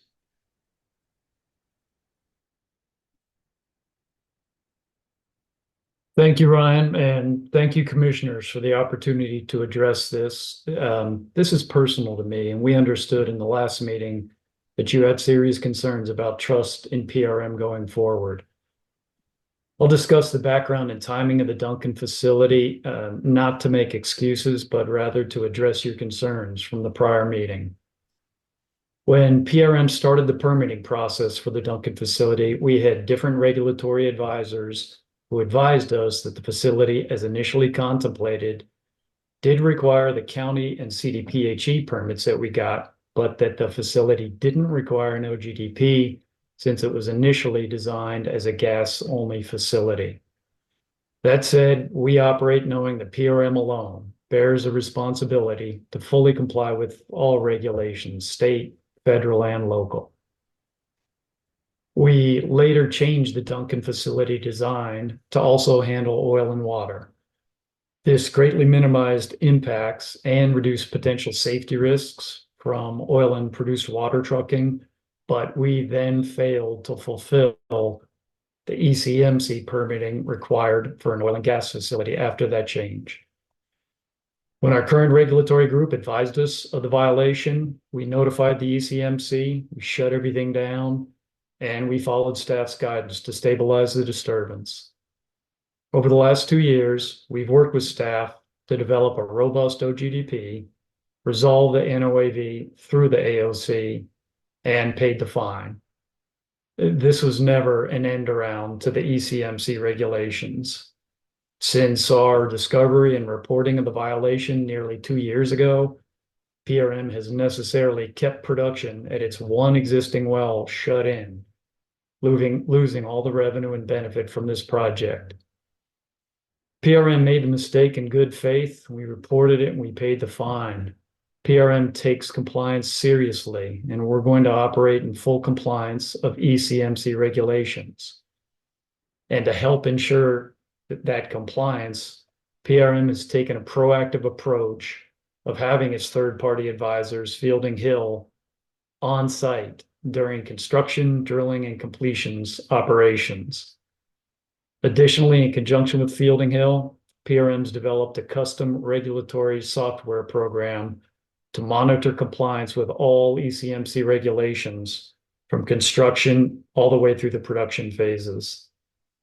If there are any questions at the end of the presentation, I'd certainly appreciate the opportunity to answer those. And with that, I'll now hand the presentation to Joey McKinley with Fielding Hill. Thank you, Mr. Shepard, and good morning, commissioners, and thank you for the opportunity to speak again briefly to the Welba Peak 2 OGDP. We wanted to take a moment to address commissioner comments on a couple of items. During the September 3rd hearing, comments were made that reporting of truck trips was inconsistent throughout the OGDP documents. In fact, the reported truck trips data is consistent and can be found on the pages noted on this slide. Data consistency is a testament to our high-quality work and that of Senior Location Assessment Specialist Emily Waldron, who wouldn't miss an inconsistency. The Form 2B and the Cumulative Impacts Plan represent the data in monthly and annual figures, and the remaining pages listed represent the data of vehicle trips per day and total trips per phase of operations, similar to the table shown on the next slide. Because production truck trips for the Duncan facility came up in the last hearing, we wanted to touch on them briefly. The table on this slide is what you can expect to see when searching for truck trips in this application. As previously noted, PRM will sundry the significant reduction in produced water truck trips upon approval for injection of the UIC well.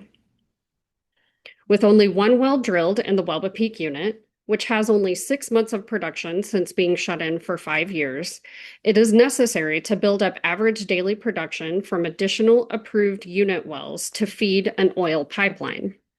Until that time, and while PRM cannot commit to oil pipeline takeaway for this OGDP, they have begun working on right-of-way agreements and future OGDP applications that contemplate that execution.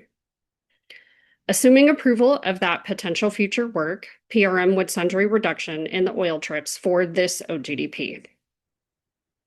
As noted in our prior presentation, trucking from the Duncan facility along the adjacent Moffett County Road 1 is limited to dawn to dusk during sensitive wildlife seasons from November 15th through July 15th.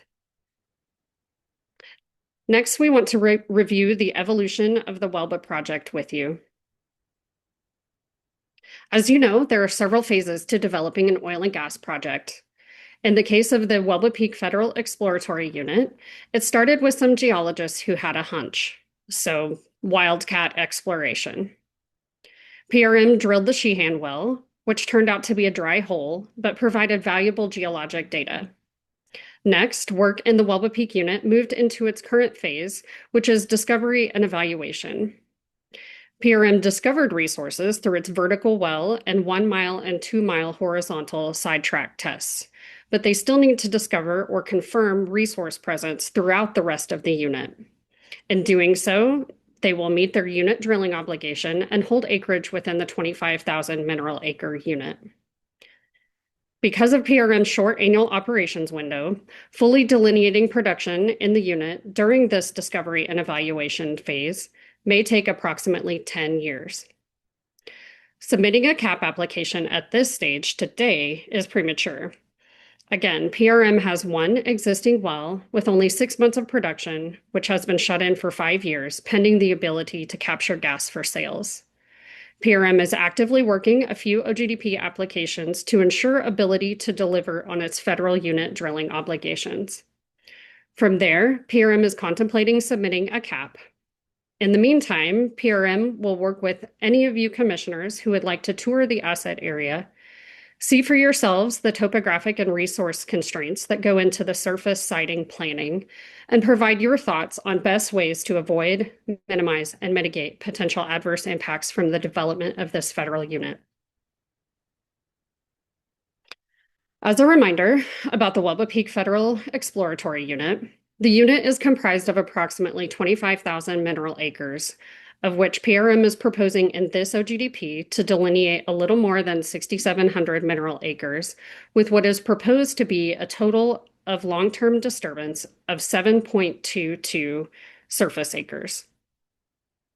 Today, the Duncan facility is being proposed to serve as a facility for the 4 proposed wells and the existing well at the WPU 36-1 well pad via the flow line connecting the locations. It is contemplated that in the future, the Duncan facility will serve as a central facility for future proposed well pads, but PRM understands that approval of this OGDP today does not authorize that future contemplated use. Any future plans will go through the ECMC permitting process, including additional ALA, and you commissioners will have the ultimate say in that process.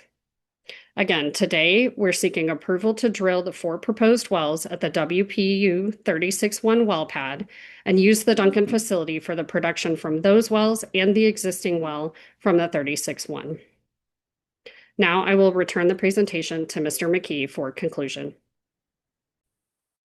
Thank you, Joey and Duncan, and thank you again, commissioners, for the opportunity to further address the concerns raised during the deliberations at the September 3rd hearing, especially those related to the Duncan facility and how PRM has or intends to ensure a similar event will not occur again. However, in addition to the information discussed today, it is important to look back at how the Welba Peak 2 OGDP complies with your rules and, as demonstrated by PRM's application, hearing presentation, and the director's recommendation for approval, is protective of and avoids, minimizes, and mitigates impacts to public health, safety, welfare, the environment, and wildlife resources. Some key highlights from the OGDP that support this determination are, first, that the Welba Peak 2 OGDP will allow for the mineral development of over 6,763 acres from one existing oil and gas location, which will not require any additional surface disturbance, and one proposed facility, which is located near a county road and adjacent to existing ranching disturbance and trucking operations. Second, PRM's thoughtful planning and engagement with CPW throughout the OGDP process has helped to ensure its plans mitigate and minimize impacts to wildlife. These efforts resulted in the use of the existing location that will not require additional surface disturbance, and PRM's assistance in establishing a nearly 870-acre conservation easement in the immediate area. As a result of these efforts, CPW supports this OGDP. In fact, we appreciate that several commissioners recognized during the September 3rd hearing that PRM has worked closely with CPW throughout the OGDP process. A third highlight is PRM's upfront commitment and investment to this project, which have allowed for PRM to have in-place gas takeaway for what at this point is a wildcat development project consisting of one existing horizontal well. Finally, in addition to all the BMPs discussed at the September 3rd hearing, the relevant local government, Moffat County, is in full support of this OGDP. And as Mr. Comstock mentioned at the previous hearing, Moffat County will benefit from the jobs and economic development, including significant tax revenues created and provided for by PRM's proposed Welba Peak development. Finally, as you have seen and heard, PRM does not and has not disputed the good faith but nonetheless significant error it made with the partial construction of the Duncan facility without first seeking approval of this commission. Nor does PRM dispute the seriousness of that error. In fact, in recognition of the seriousness of that error, PRM has worked cooperatively and diligently with staff to bring resolution to the enforcement proceedings and the AOC, which culminated in PRM paying a substantial penalty in full upon its issuance. Finally, PRM is hopeful that through the Commission's approval of the Welba Peak 2 OGDP today, that it will not only allow it to complete the nearly 2-year process PRM has cooperatively pursued with staff to bring the Duncan facility into full ECMC compliance, but now, with that enforcement proceeding behind it, it will also provide PRM with the opportunity to demonstrate its commitment to being an operator in good standing with this commission and to being a good steward to its landowners, the counties, and the state through the development of the Welba Peak unit. We'd like to thank the commissioners again for this opportunity to further address their concerns. And this now concludes our presentation, and the panel is now available for your questions. All right. Thank you for the additional presentation. Commissioners, the panel is open for questions. All right. I'm not seeing a need for, or actually, Commissioner Ackerman. I'm sorry, Mr. Chair. I stand down. I was thinking deliberations. Thanks. Okay. All right. I'm not seeing further questions for the panel, so we'll let the panel unvisualize and return it to the commissioners for deliberations. Does any commissioner desire to begin deliberations? Commissioner Ackerman. I mean, I did not intend to go first on deliberations here, Mr. Chair, but I will. I think this is difficult. This is difficult. And the reason it's difficult is because they were out of compliance on the very most basic point of compliance. That's not just a simple error or lack of adherence to some obscure or complex rule that we've set forth, but at least in my opinion, the most basic non-compliance that can possibly be demonstrated, not being permitted to construct an oil and gas facility by the actual entity who oversees the construction of oil and gas facilities. I remain, as I said at the last hearing, grumpy or cranky about how this project has come about. The brief mea culpa today doesn't, to me, mitigate the complete failure of this operator to proactively address the enormous elephant in the room of noncompliance, and only when forced to do so saying we won't do it again. That's really hard. There were positive points, as we've pointed out. They worked with CPW. That does demonstrate some degree of good faith compliance effort as they were constructing the unpermitted facility, as really impacts to wildlife are probably one of the most important considerations associated with these facilities being constructed deep in high priority habitat country in an undeveloped area, at least for oil and gas. Just a kind of a brief side note, I do think, speaking of CPW, to this and other operators, I think using the phrase that CPW supports this OGP is probably a misnomer. I don't think that accurately represents CPW's engagement and role and determination on these matters. Generally, CPW is consulted with and works with the operator over an extended period of time, as they have with this operator, over concerns that they do have until they no longer have concerns. I think to state that CPW supports the development of oil and gas specific facilities probably isn't a phrase that operators should be using. Also, as pointed out by the operator, there was a AOC and it was been complied with. There was a significant penalty. In my previous life, we call that restitution, and restitution has been paid for that violation. As I've been considering this application before the last hearing and between these two hearings, what I come down to, Mr. Chair, is our rules just don't create a pathway for denial because I'm grumpy or cranky or at the approach of how this project has come forth. I do think it's important to reiterate the point made by Commissioner Oath at the previous hearing that ECMC will be able to take into account past compliance and its confidence that an operator will be able to be compliant with rules going forward under the new cumulative impacts rules. and would note that other development will be submitted under those rules.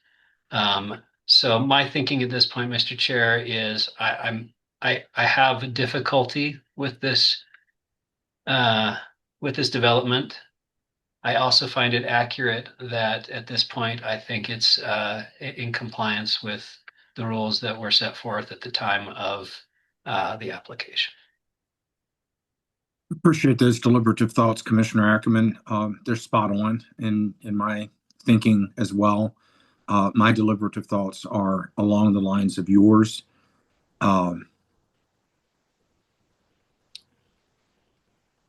Where I see this, and this is the unfortunate part, is the harm has been created. The pipeline has been created. And yet this operator today testified that that this is kind of a wildcat field. And we don't know whether it's going to develop significant or economic carbons. And so that they did it backwards. You ought not have that opportunity to create the harm first and then seek approval. So I'm grumpy too, but I agree with you that we did an NOAV, we did an administrative order of consent, we fined them heavily, they paid the fine, and we asked them to come into compliance, and that's what they have tried to do here. And I'm not seeing a rule-based situation in which we can deny them for doing things back-asswards. Promise never to say that word again in public. Anybody else with deliberative thoughts? Commissioner Cross?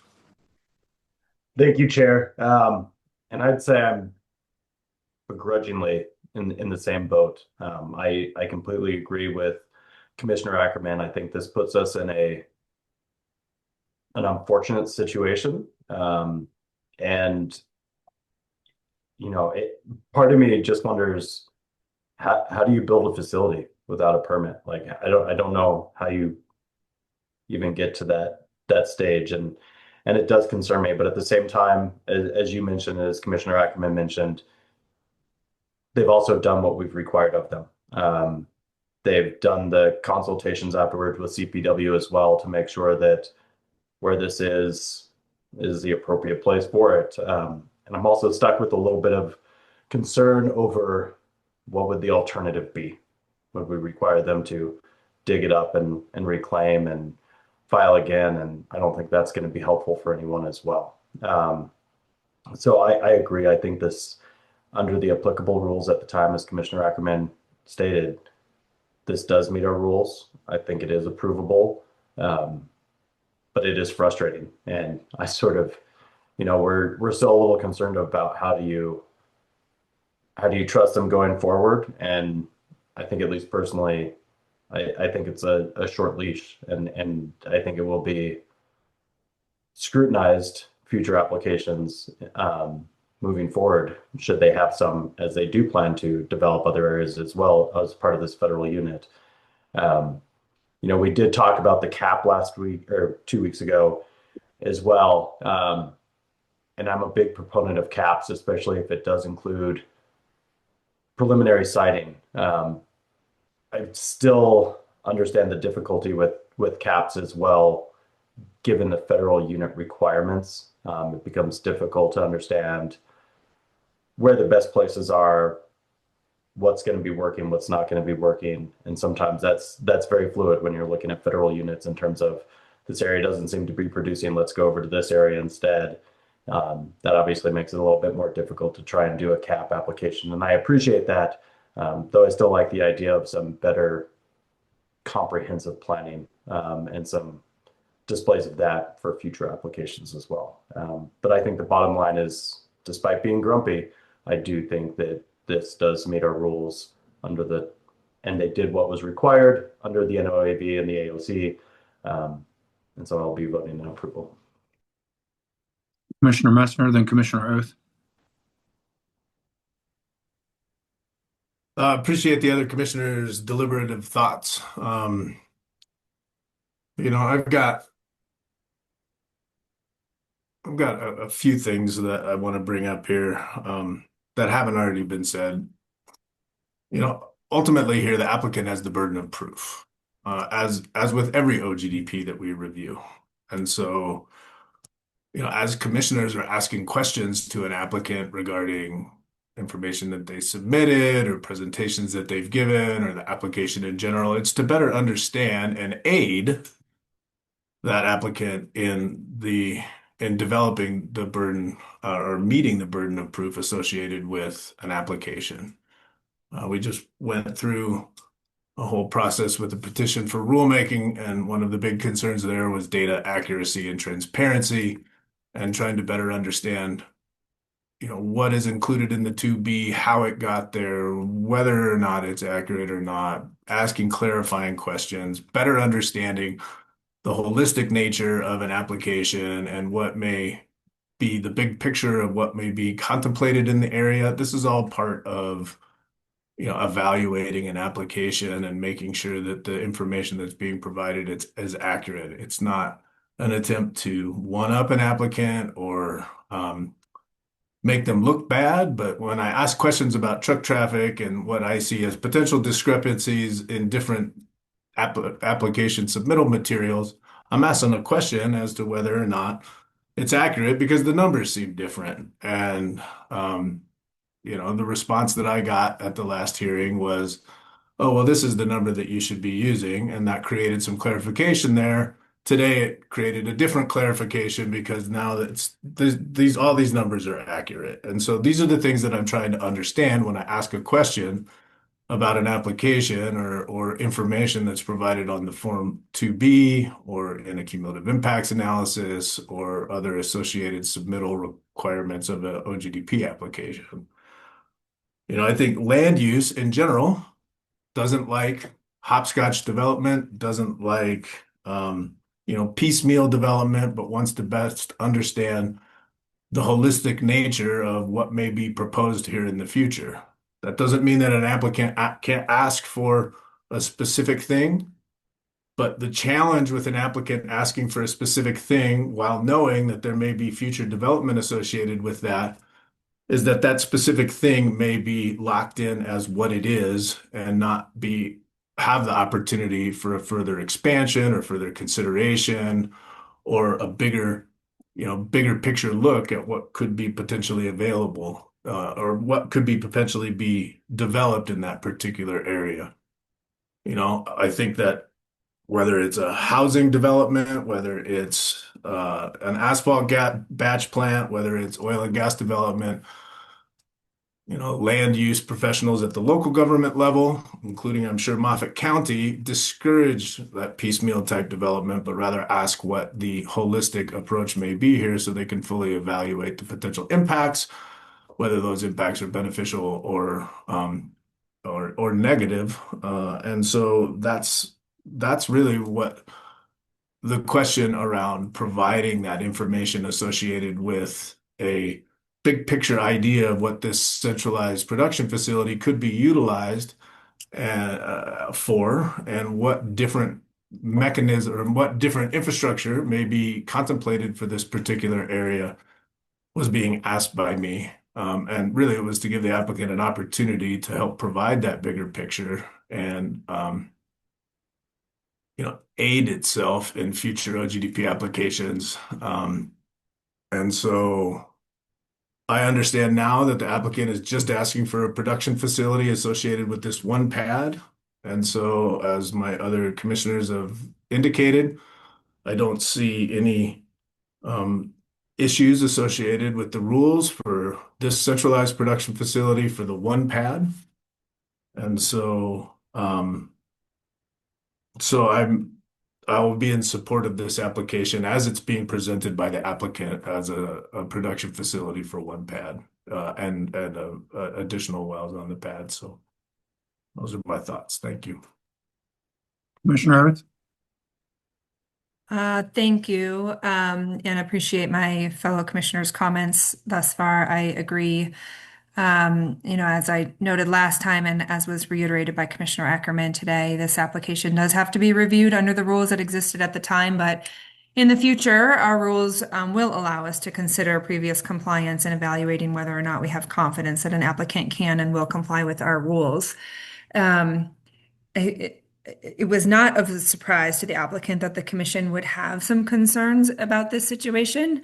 And I will say that the applicant's approach here today to come in and say that it was the responsibility of the commissioners to have asked more direct questions about why that noncompliance occurred and what actions the applicant has taken beyond paying a fine to ensure that it does not happen again.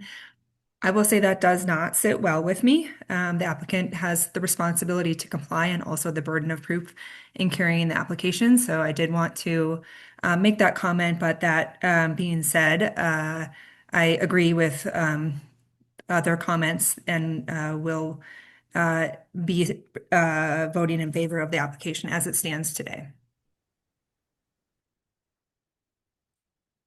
All right. Thank you for the deliberative comments from everybody. It looks like we would entertain a motion. I believe the motion is to approve the application. It also is to, I believe, insert the 4 conditions of approval proposed by staff, as well as an approval under Rule 1003B, which was the variance request for 24 months from the OGDP approval to do the interim reclamation. AG Bedreau, thank you for visualizing. Did I get that right? I believe that's correct, Mr. Chair. Yeah, there was a variance request for Rule 1003B, and staff has 4 proposed conditions of approval regarding bonding for long-term interim reclamation, 24 months from approval of the OGDP, form submission associated with that bonding, conditions for releasing the bond once interim reclamation, or once the operator passes an interim reclamation inspection, and that if drilling operations are completed sooner than expected and there are no wildlife timing stipulations, then the reclamation will begin during the first favorable season. All right, so moved. Do we have a second? Second. All right. With regard to the discussion on the motion, I don't have a lot to say, but I do have something to say on this one. PRM, you will comply with our rules, period. If you feel like you need to sneeze on site, I want my staff to know about it. Any non-compliance will be looked upon very disfavorably. This motion of approval is for what is at the table today and carries 0 significance for potential additional approvals down the road. And those comments are directed at PRM, but they're directed at the oil and gas world as a whole. We have these rules in place to be protective. And this going about this backwards, whether you did it volitionally or not, I'm still not sure, is not going to hold water with this commissioner. Any further deliberative thoughts? Seeing none, all those in favor of the motion begrudgingly say aye. Aye. Aye. Any opposed? All right, that motion carries. Commissioners, we need to take up docket 231-000-313 now. The attorney for the applicant has a conflict later today. So if we could bring up Ms. Jost and bring up Brett Kavanaugh, we'll just continue into this and then we'll take a break for lunch. Good morning, Ms. Jost. Good morning. Thank you, Chair, for the accommodation today. Much appreciated. Okay. Let's hear from Brett Kavanaugh from Weld County.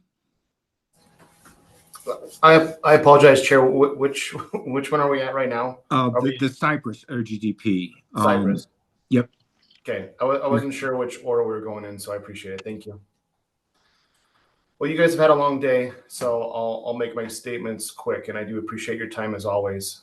Thank you for the opportunity to speak for a couple minutes about the Weld County WOGLA process regarding the Cypress oil and gas development. The OJED held a pre-application meeting for the Cypress location on May 3rd, 2023. Attendees for the Cypress included Kerr-McGee staff, Kerr-McGee Oil and Gas staff, Weld County staff, ECMC, CPW, and representatives from the town of Firestone as well. The 1041 WOGLA application for Cypress was received October 24th, 2024. Weld County did not receive any public comments or applications for interventions for this location. The 1041 WOGLA hearing for the Cypress was held January 25th, 2024, and approved by Weld County's hearing officer. The final order for Cypress has been recorded with Weld County Clerk and Recorder and was noticed in the Greeley Tribune on February 7th, 2024. Approval of the Kerr-McGee's oil and gas application creates a vested property right pursuant to Article 68 of Title 24. The approved Weld County 1041 WOGLA and Kerr-McGee's commitment to best management practices outlined in the application protect the health, safety, security, and general welfare of the present and future residents of Weld County, while also protecting both the environment and wildlife. The approved permit is valid for 3 years. Construction must commence within that time frame, or extension must be requested and approved upon at that time. Due to the fact that Kerr-McGee has completed the 1041 WOGLA application process, and the final order has been issued, recorded, and legally published, Weld County has no additional concerns with the pending ECMC permit and would recommend approval at this time. Thank you very much, Mr. Kavanaugh. Always appreciate Weld County's participation with us on our permitting process. Other questions? All right, seeing none, we'll see you in a bit for the Bison one, so stick around. Thank you. With that, Ms. Jost, if you want to elevate your witnesses, we'll get them sworn in. Okay, thank you so much, Chair. And it looks like we have everyone on minus Miss Carissa Cry. Would you like me to go ahead, Mr. Chair? Yes, please. Before I get started, Ms. Jost, I have on my list Chad Brabus. Is he a witness, and is he here? He will not be joining today, and Miss Nikki Nigro will also not be joining. Okay, thank you so much. So no need to look for them. So no Chad Brabus, no Carissa Cray, and who was the other? I believe we have Miss Cray. Do we have? Oh, I do see Carissa now. Okay, yep. Mr. Boudreau, we're all set. Thank you so much. I'll ask all of the witnesses to be visualized, and when I call your name, please raise your hand, state your first and last name, and swear to tell the truth. We'll begin with Matt Wells. Matt Wells, and I swear to tell the truth. Rachel Friedman. And Mr. Boudreau, Rachel Friedman is doing screen share only, so she won't need to be sworn in. Thank you. Thank you. David Crowder. David Crowder, and I swear to tell the truth. Carissa Cray. Carissa Cray, I swear to tell the truth. Chad Schlechtenmeyer. Chad Schlechtenmeyer, swear to tell the truth. Corey Altenberg. Corey Altenberg, I swear to tell the truth. Justin Nelson. Justin Nelson, I swear to tell the truth. Emily Hagstrom. Emily Hagstrom, swear to tell the truth. Vince Garish. Vince Garish, I swear to tell the truth. Byron Griffin. Byron Griffin, I swear to tell the truth. Ms. Jost, did I get everyone? I believe so. Ms. Hagstrom, were you sworn in? Okay, then I think so. Thank you. Thank you. Go ahead, Ms. Jost. Okay, wonderful, Chair. Thank you so much. Well, good morning, Commissioners, staff, council, members of the public. My name is Jamie Jost of Jost Energy Law, and along with my partner, Kelsey Wazelinski, we represent Kerr-McGee Oil and Gas Onshore LP in this docket number 2310-00313. The Cypress OGDP application was filed with the Commission on October 2023.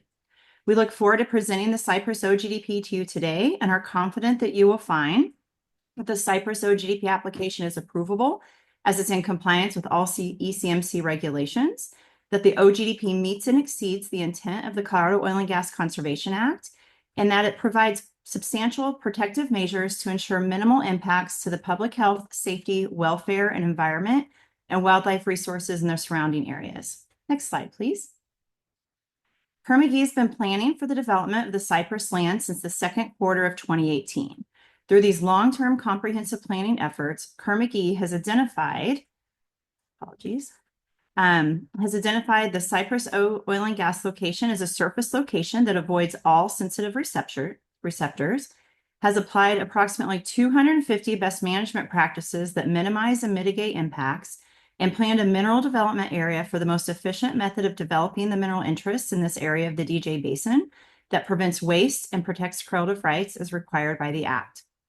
Avoidance has been a critical factor in citing the Cypress oil and gas location. 0 alternative location analysis criteria exists for the Cypress pad. Specifically, there are no RBUs within 2,000 feet of the working pad surface. There's not in a disproportionately impacted community. There are no high occupancy building units, school facilities, childcare centers within a DIC or within 1 mile of the location. There are no designated outside activity areas. There are no public water system concerns, no floodplains, and no high priority habitat. Minimization and mitigation measures are also primary factors in the Cypress OGDP development. A few highlights of these best management practices are that rig power will be supplied by 3 natural gas engines with a battery energy storage system and an automated energy management system, a commitment to utilize Tier 4 equivalent or better engines during completions, commitment to Group 3 mud, and a commitment to oil and gas takeaway prior to first production. Kerr-McGee's Cypress OGDP application respectfully requests that this commission approve an approximate stand-up 2,560 acre Cypress OGDP for 1 new oil and gas location, developing a total of 12 horizontal wells in sections 2, 11, 14, and 23, Township 1 North, Range 64 West. And also to approve an approximate 1,920 acre Cypress DSU number 1 for sections 2, 11, and 14 of the application lands with 8 new horizontal wells for the Niobrara, Fort Hays, Codell, Carlisle, and Sharon Springs formations, and to also approve an approximate 640 acre Cypress DSU number 2 for section 23 and approve up to 4 new horizontal wells for the same formations, and also to approve the Form 2A for the Cypress 22-14 HC pad. The surface location will have an initial disturbance size of approximately 15.33 acres with a reclaimed disturbance size of approximately 4 acres. With that, I'd like to go ahead and turn the presentation over to Mr. Matt Wells from Kerr-McGee, and we greatly appreciate your consideration of this OGDP this morning. Thank you, Ms. Jost. Good morning, Chairman and members of the Commission. My name is Matt Wells, and I'm a regulatory advisor at Kerr-McGee Oil and Gas Onshore, a subsidiary of Oxy USA. Joining me today are several subject matter experts to help answer any questions you may have. Here on the slide is an overview of the permitting timeline for the Cypress project. From the first pre-application meeting with Weld County, the ECMC, the CDPHE, and Colorado Parks and Wildlife in May of 2023, to the WOGA hearing and WOGA approval in January of 2024, and to the director's recommendation received in February of 2024. There were no public comments received against this application, and the one petition that was filed has been resolved and withdrawn. Next slide, please.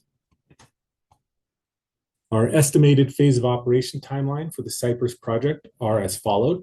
Pad construction starting in Q2 of 2026, drilling in Q3 2026, and completions in Q4 of 2026, with interim reclamation taking place approximately Q3 of 2027. Next slide. The Cypress location will consist of 12 horizontal wells and 1 production facility, and is situated in a very rural part of southeast Weld County. In these photos here, you can see that it would be situated in rangeland on the Cohen property, and Kerr-McGee has worked exclusively to get an executed surface use agreement with the Cohen family and worked diligently at siting this proposed Cypress project in accordance with their long-term plans for their property. And last, no Rule 304B2 criteria are met with this proposal. Next slide, please. Here, We have a look at the proposed location and the proximity to receptors. As you can see, there are 0 residential building units, 0 high occupancy building units, no schools, no daycares, or designated outside activity areas within 2,000 feet of the working pad surface. In fact, the closest RBU, which is the surface owners, the Cone family, is 2,009 feet to the north. Next slide, please. The proposed location is not within high priority habitat nor floodplains. Burrowing owl surveys were performed and no owls were identified. Kerr-McGee will perform burrowing owl surveys per CPW guidance prior to start of any construction. And if any concerns are identified, we'll consult with the CPW. CPW has reviewed this proposal and had no concerns. Next slide, please. This area of DJ Basin for Kerr-McGee is an underdeveloped area. We did still, however, evaluate wells out 1 mile from the Cypress DSU for potential P&A candidates. You can see on this colorful map here, the pink dashed Cypress DSU area, and then the blue dash 1 mile out evaluation area. You can see the yellow dots, those represent the producing wells in this area. There are only 13 producing wells, and none of these wells are Kerr-McGee wells. So unfortunately, with the Cypress OGDP, there are no wells we can commit to plugging for this OGDP application. However, I would like to take this opportunity to highlight the P&A commitments that Kerr-McGee has made for all of our past approved OGDPs. You can see on the table on the right there that we are now up to 667 wells and 462 acres reclaimed in the DJ Basin. Next slide, please. The haul route was designed with Weld County's guidance and was chosen to minimize dust impacts by routing traffic to the nearest paved arterial roads. Also, Kerr-McGee evaluates produced water management at a regional level, and produced water takeaway is vetted for every proposed location. Part of that scoping is to see if there are any third-party water lines in the area. Unfortunately, for this project, there are none, and the nearest capable disposal facility is 8.5 miles away, and a pipeline to that facility would disturb about 51 acres. Another key consideration, the route of that pipeline would go through a specific landowner's land, and they were not amenable to that kind of surface disturbance or a pipeline through their property. So produced water will be trucked away from the Cypress location. Next slide, please. Kerr-McGee is proud to have the lowest emissions inventory intensity of any majority operator in the state. Our facility design, like the one we plan to build at the Cypress location, is already well below Reg 7 emission intensity targets. Kerr-McGee always explores the option for electric rig for each of our OGDPs, and the Cypress was no different. The power grid in this rural area is underdeveloped, and Kerr-McGee will use a drilling rig powered by 3 natural gas engines with a battery engine storage system and an automated engine management system.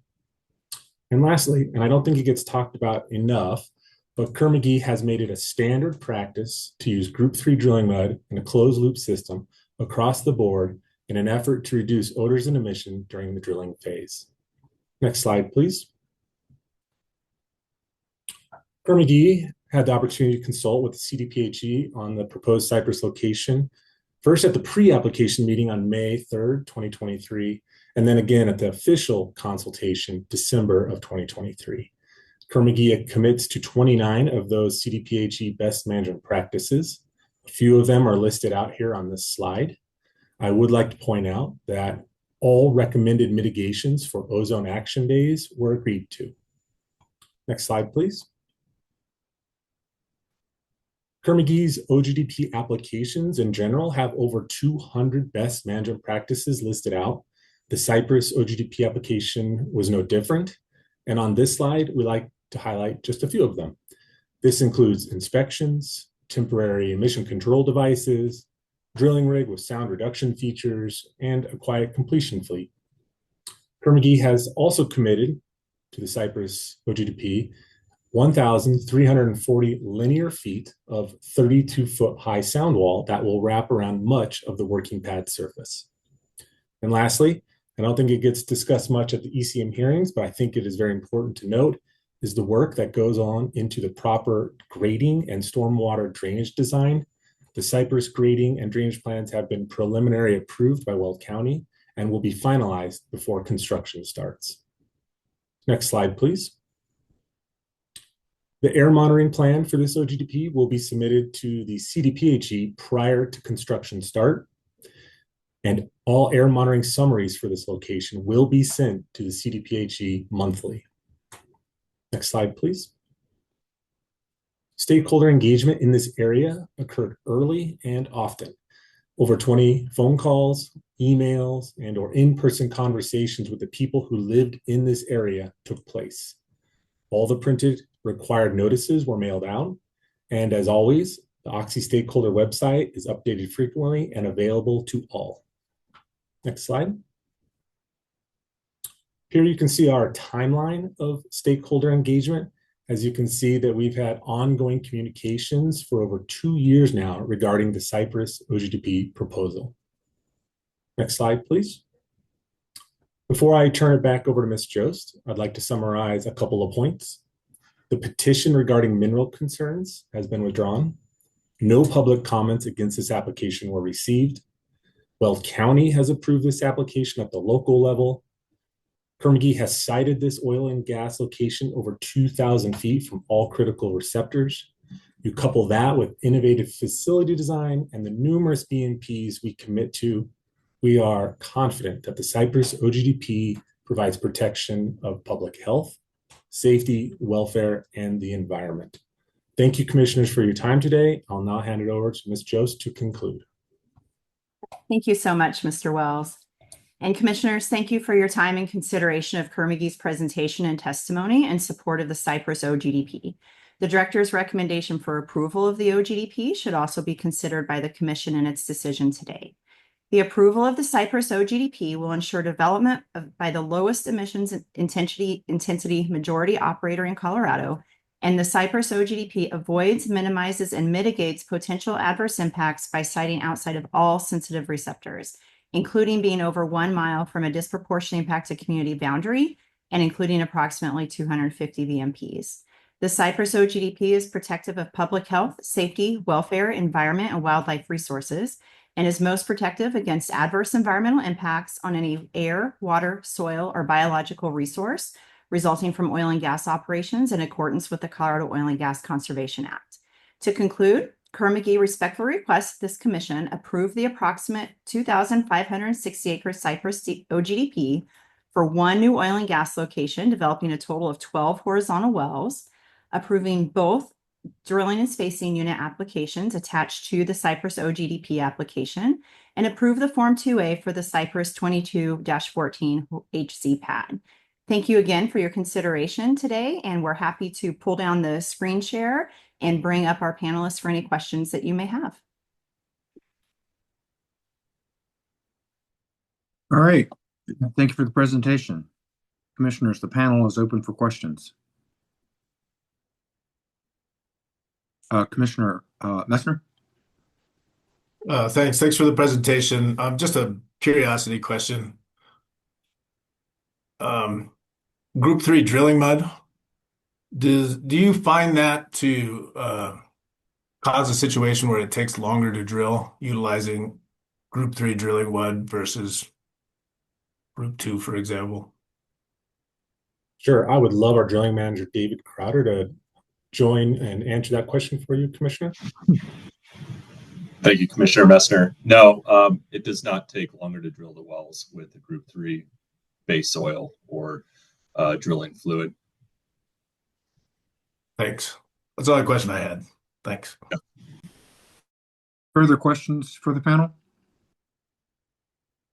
All right, seeing no further questions, panel can unvisualize and we'll turn it to the commissioners for deliberations. Does any commissioner desire to initiate deliberations this morning?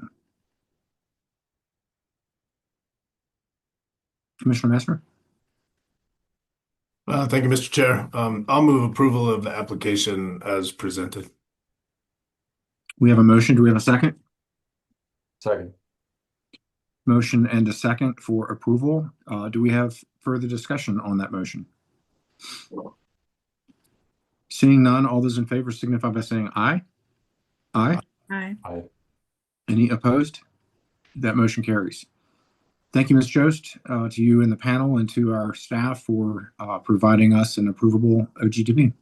Wonderful, Chair. Thank you so much. Thank you, Commissioners. All right, Commissioners, we have one more item on our agenda. I'm happy to plow right through, or we could take a break. Does anybody have any thoughts on that? All right, seeing no no's. Commissioner Ackerman. Yeah, that it was going to be a yes. I'm happy to keep going if that works for others. All right, I'm seeing thumbs up. Let's take 5, turn at 12:10, and ask the staff to tee up the docket that ends in 0026. Okay, welcome back. It is 12:10 on Wednesday, September 17th. This is the Energy and Carbon Management Commission, our weekly docket, and we'll now take up docket 2502-00026, an oil and gas development plan proposal. Bison is the operator, and it's called the Highland South OGDP. And as is usual for something that occurs in Weld County, we like to hear from Brett Kavanaugh first. Well, thank you again for allowing me to speak today. Well, now, good afternoon. Thanks for the opportunity to speak for a few minutes regarding our Weld County WOGLA process for Bison 4's oil and gas development plan. On January 15th, 2025, Weld County held a pre-application meeting for the Highland 35 location before you. Attendees included Bison staff, Weld County staff, ECMC, and CDPHE. The 1041 WOGLA application was received May 7th, 2025. Weld County did not receive any public comments or applications for interventions on this location. 1041 WOGLA hearing for the Highland 35 location was held on July 24th, 2025, and approved by Weld County Hearing Officer. The final order was recorded with the Weld County Clerk and Recorder and published in the Greeley Tribune on August 2nd, 2025. And it creates a vested property right for this permit. 2A comments were submitted to the ECMC and are included in the director's recommendation. Weld County agrees with the director's recommendation and supports the approval of this permit. Thank you again, Mr. Kavanaugh, for being with us and participating in the ECMC permitting process. Questions? Thank you. All right, seeing none, we will recognize Ms. Wazelinki. Good morning. If you want to elevate your witnesses, we'll get them sworn in to start this off. Great, thank you, Chair. We have Katie Gillen and Bennett Meyer. They're our only witnesses today. AAG Bedreau, please do the swearing. Yes, thank you. I'll ask both of you to be visualized, which you are. When I call your name, please raise your hand, state your first and last name, and swear to tell the truth. We'll start with Katie Gillen. My name is Katie Gillen, and I swear to tell the truth. Bennett Meyer. My name is Bennett Meyer, and I swear to tell the truth. Thank you. Ms. Wazelinki, you're recognized. Thank you. We'll get our PowerPoint up, and then I'll get started. Looks like it's still loading. That's showing up for everybody. It's not, Bennett. It says you've started screen sharing. Oh, there it is. Perfect. That looks great. All right. Well, good afternoon, Commissioners. My name is Kelsey Wazelinki with Jost Energy Law. And with Jamie Jost, we represent Bison 4 Operating LLC in the Highland South OGDP before you today in docket 2502-00026. We would like to thank Director Kavanaugh for his remarks today and Weld County for its support and participation in the WOGLA process, and also ECMC staff and the director for their efforts on this OGDP. Next slide. We may just have a delay in our screen share, Bennett, but we're still on the first slide. There it is. The Highland South OGDP was filed on February 21st of 2025 and is subject to the recently effective cumulative impact rules. Bison is proud to present this OGDP to you, which meets regulatory requirements as well as the spirit and intent of these rules. The Highland South OGDP requests that the Commission approve an approximate 8,025.14 acre OGDP consisting of one amended expanded oil and gas location for the development of 16 total horizontal wells for the development of the Niobrara, Fort Hays, Codell, and Carlisle formations.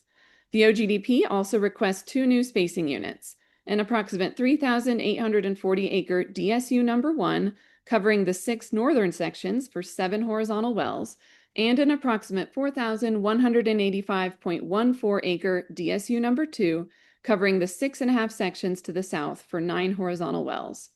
The Highlander 35 location proposes approximately 18.4 acres of surface disturbance that amends and expands the Lion Creek 09-35H pad, which is a closed location associated with a plugged and abandoned well. As stated by Director Kavanaugh, Weld County is the relevant local government for the Highlander 35 location, and the 1041 WOGLA permit was approved in July of 2025. The Highlander 35 location triggers no Rule 304B2 ALA criteria, and specifically is located more than 1 mile from all residences and disproportionately impacted communities, and is sited outside of HPH. Bison's cumulative impact analysis utilized a 2.5-mile area of evaluation for water resources and a 1-mile area of evaluation for all other resources which staff determined to be appropriate. Regarding Bison's NOx intensity, Bison is below its NOx intensity target by over 40%, and staff does not anticipate the approval of the OGDP to adversely affect Bison's ability to maintain its current NOx intensity status. Bison will spend time today reviewing the BMPs that it has committed to for this development plan, but I do want to take a few minutes to review the requirements of Rule 316C and Enhanced Systems and Practices. This OGDP triggers the Enhanced Systems and Practices, or ESPs, listed in Rules 316C2 and 3 because the location is within the ozone non-attainment area, and the Form 2A was submitted after January 1 of 2025. Because the location is not within a disproportionately impacted community, the ESPs listed in subsection 3B of this rule are only required between May 1 and September 30. Bison will walk through the ESPs that it has committed to pursuant to Rule 316C2 and 3 in the presentation today. The requirements set forth in Rule 316C4 do not apply to the OGDP because all new construction of the location will occur before January 1 of 2026. The director recommendation for approval of this OGDP notes that the amended expanded location is within a remote area, and that Bison provided site-specific BMPs to minimize and mitigate the potential for adverse impacts to public health, safety, and welfare. And finally, Bison has complied with all notice requirements for the Highland South OGDP, no formal petitions were filed, and no public comments were received on the Form 2A. I'll turn it over to Katie Gillen to continue the presentation. Thanks, Kelsey. Good afternoon, Chairman and Commissioners. It's a pleasure to be with you today, and we thank you for your time and attention to hear our application. For the record, my name is Katie Gillen. I am the Vice President of Regulatory Affairs and EHS at Bison. I am here to provide you with an overview of our oil and gas development plan for the Highlands South and to answer any questions you may have to the best of my ability. Also present with me today is Bennett Meyer, Senior Director of Land at Bison. Next slide. A summary of our permitting timeline is contained on this slide. The 1041 WOGLA pre-application meeting for the location was held January 15th of 2025. ECMC and CDPHE expressed no opposition to the proposed location. CPW was notified but did not participate as the location is not sited within high priority habitat. The WOGLA for the location was approved on July 24th of 2025 at hearing. There was no public comment received. Bison received completeness determination for the OGDP on June 23rd, 2025, and the director's recommendation for approval of the OGDP on June 18th of 2025. The CDPHE consultation pursuant to Rule 309F was not required, and CDPHE did not request a consultation. CPW consultation pursuant to Rule 309E was not required, and CPW did not request a consultation.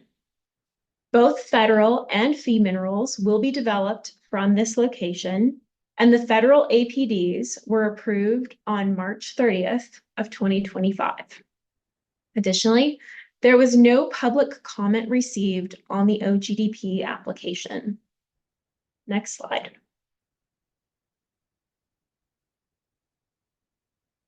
The pre-application meeting for the Highlander 35 was hosted by Weld County on January 15th, 2025. Following Rule 301 G2B, the following participants were invited: Bison regulatory staff, CPW representatives, Brandon Moret and Lexi Miller, ECMC staff, John Noto, Doug Andrews, Rebecca, and Ben, BLM, Ray Ogle, and CDPHE, Tessa Sorensen, as well as Weld County staff. Representatives from Bison, ECMC, BLM, CDPHE, and Weld County all attended. CPW did not attend, as no portion of the surface or access road for the proposed location are within high priority habitat. The attendees engaged in a collaborative discussion that included all topics required under Rule 301G, AI through VIII, including the fact that the location is not sited in or near any sensitive receptors. There are no DICs, residential building units, high occupancy building units, schools, childcare facilities, high priority habitat, or sensitive water receptors near the location. The EnviroScreen score, which combines population characteristics and environmental burdens and ranges from 0 to 100, with the higher scores representing more significant burden, for the proposed Highlander 35 location, the score was 12.05, which is very low, showing minimal pre-existing burden for the proposed location. Staff confirmed that the standard area of evaluation would apply, and all resources except for water would be evaluated out to a 1 mile radius. Water would be evaluated out to a 2.5 mile radius. Additionally, there was no reasonably foreseeable development identified within the area of evaluation. During the discussion, several alternative locations were reviewed, and it was determined that Bison would consolidate its original 2 proposed locations, one in Section 35, another in Section 36, into a single location on an existing disturbed pad in Section 35 that had been recently abandoned, the Lion Creek 09-35H location, as indicated on this map by the orange oval. This consolidation into a single existing location to develop the same mineral lands was favorably received by all participants. Neither CPW nor CDPHE recommended any best management practices or enhanced system and practices at the pre-application meeting or at any other consultation. No one participating in the pre-application meeting identified anything that would prevent Bison from submitting the application for the proposed location, nor did they identify anything that would prohibit such development. A copy of the pre-application notes were sent to all invitees, and Bison attached a copy of the pre-application meeting to the OGDP submitted to ECMC. Next slide.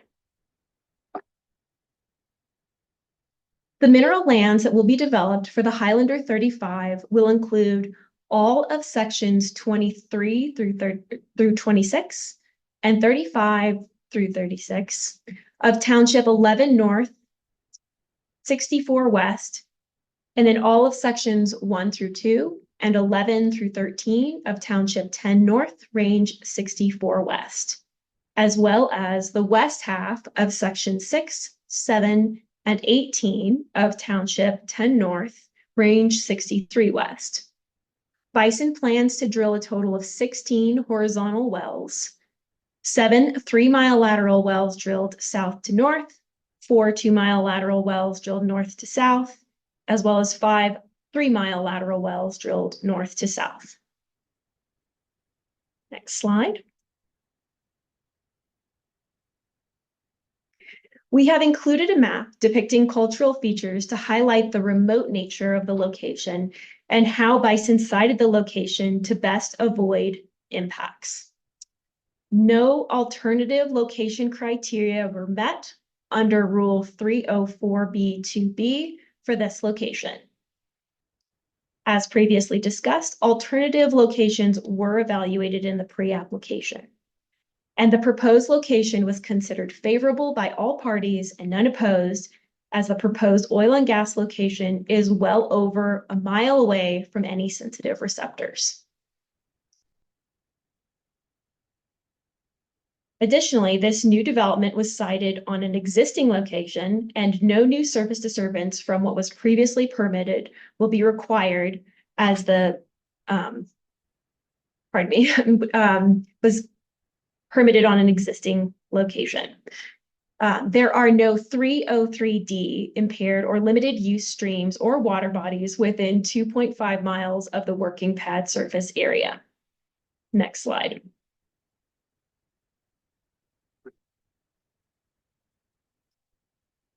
Bison considered key cultural and environmental features to avoid and mitigate impacts when selecting the Highlander 35 surface location and access road. The location was selected as it avoids all ALA criteria under Rule 304B2B. There are no RBUs, high occupancy building units, schools, child care facilities, or disproportionately impacted communities within 2,000 feet. The location is wholly outside of high priority habitat, and Bison believes that this is an excellent location. Next slide.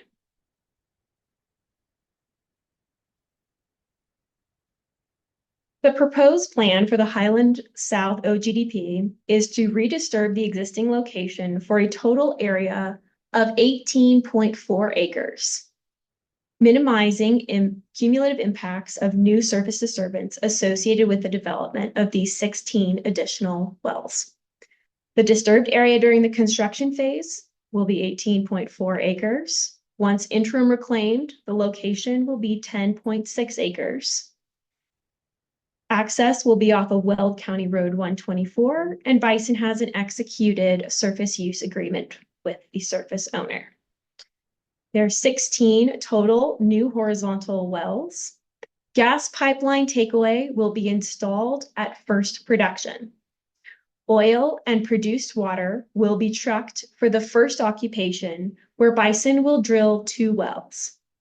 As is required under the new rule 315A 2A, cumulative impacts for air resources and climate, Bison reported the required quantitative emissions estimates for all stationary and mobile sources owned and operated by Bison, as well as the reasonably foreseeable truck trips for the first year of production based on all proposed wells and equipment. Those truck trip estimates are reported as vehicle road miles during each phase of oil and gas operations, and those reasonably foreseeable truck trips can be found on page 8 of our Form 2B. Bison is anticipating an average of 58 truck trips per day during the flowback phase. During the production phase, Bison is anticipating an average of 7 truck trips per day. Once Bison has acquired the necessary production information in the first occupation in order to adequately size the midstream pipelines and utility power infrastructure, then all 3 phases of pipelines will be installed at the second occupation. And gas compression and the production facility will be connected to utility line power at the second occupation. The production facility will be equipped with 6 oil tanks, 4 produced water tanks, and all tanks will be equipped with a tank vapor capture design and remote automation. Next slide. Our estimated operational timeline, pending all permit approval, is in accordance with the schedule shown here. The first occupation construction would commence October of 2025, drilling November of 2025, completions January of 2026, flowback 2026, followed by production in 2026. The second occupation, where the remaining wells would be drilled, construction would not apply, in fact, because the pad would already be built. Drilling would commence July of 2026, completions September of 2026, flowback October of 2026, followed by production in 2026. Next slide. Bison will utilize the following best management practices during the drilling and completion phase. The drill rig engines will be natural gas Tier 2 spark ignition units, compliant with AQCC's Reg 7 requirements. Completion engines will be Tier 4 and fully compliant with AQCC Reg 7 requirements. I will also note that Bison is over compliant and beating the NOx intensity targets by 42%. For drilling operations that occur during ozone season, Bison will use Group 3 drilling fluid that has less than a 0.5% total aromatic content. Bison also commits to utilizing on-site freshwater storage in an MLVT and lay flat delivery to reduce truck trips, along with the other BMPs listed on this slide. Next slide. Bison will implement the following best management practices during the production phase, including modernized flowback. Flowback will be turned directly to the production facility, eliminating additional flowback storage equipment. Once produced water pipeline is installed, Bison will direct production flowback water to the pipeline. Bison will also utilize an automatic custody transfer LACT system. The production facility and all compression will be electrified at second occupation unless the service provider rejects our service request, which we do not anticipate at this time. On CDPHE forecasted high ozone days, Bison will, as practicable, implement the related BMPs under Rule 316C3, AA through FF. Next slide.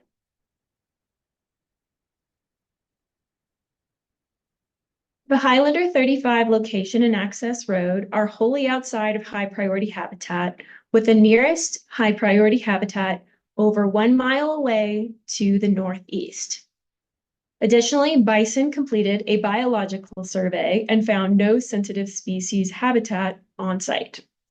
CPW did not identify any impacts to high priority habitat and did not request consultation, and no referral comments were provided.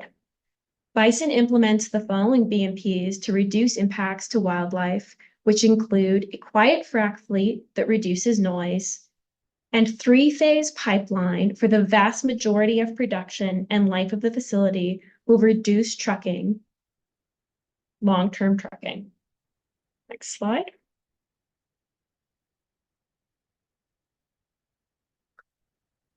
Bison requested a lesser impact area exemption for noise and lighting, which was granted by the director based on the determination that potential impacts to receptors will be minimal and there is reduced potential for concern. Bison also will implement the following BMPs. We are committed to orienting equipment within the proposed location to reduce potential noise during pre-production and production activities. We will also implement downward, shielded, and low glare lighting with appropriate technology, color, and cutoff capability to minimize light pollution and reduce light intensity outside of the boundaries of the location. As such, staff concluded that the distance from receptors and Bison's commitments to the equipment and other BMPs mentioned reduce potential for adverse impacts to public health, safety, and welfare. Next slide. In conclusion, there was no opposing public comment received on the OGDP. We have local siting approval from Weld County and an approved 1041 WOGLA. The director's recommendation and staff highlights concluded that no alternative location criteria were met under Rule 304B2B. CDPHE consultation was not required nor requested. The Highlander 35 location and proposed access road are not within a CPW mapped high priority habitat, and CPW did not indicate they had any wildlife concerns. The director has recommended approval of our OGDP. Next slide.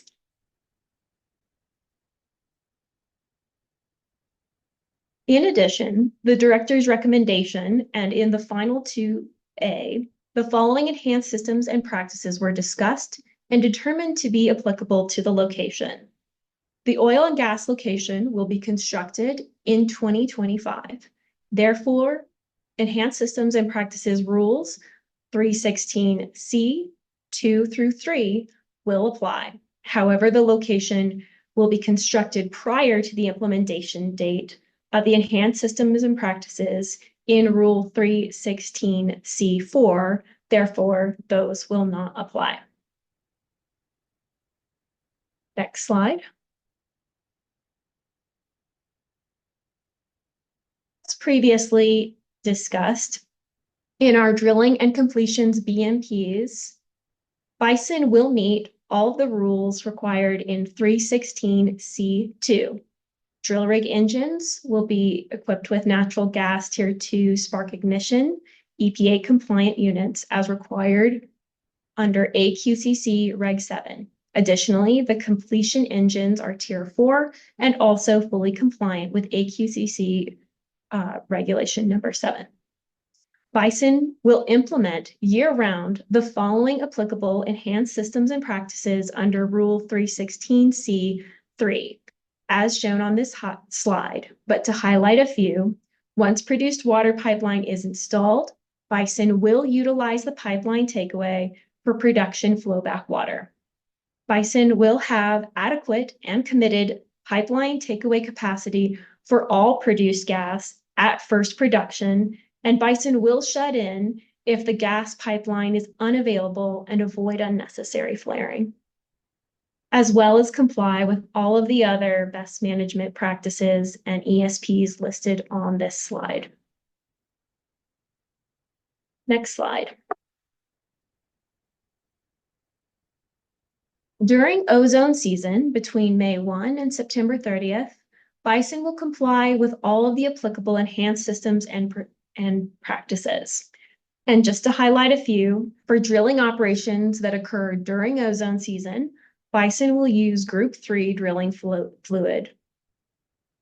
Bison will also, as practicable, implement Rule 316C3B, AA through FF on CDPHE high ozone days. Bison will also install a LACT system at second occupation once pipeline is installed. as well as comply with all of the best management practices as listed on this slide. Next slide.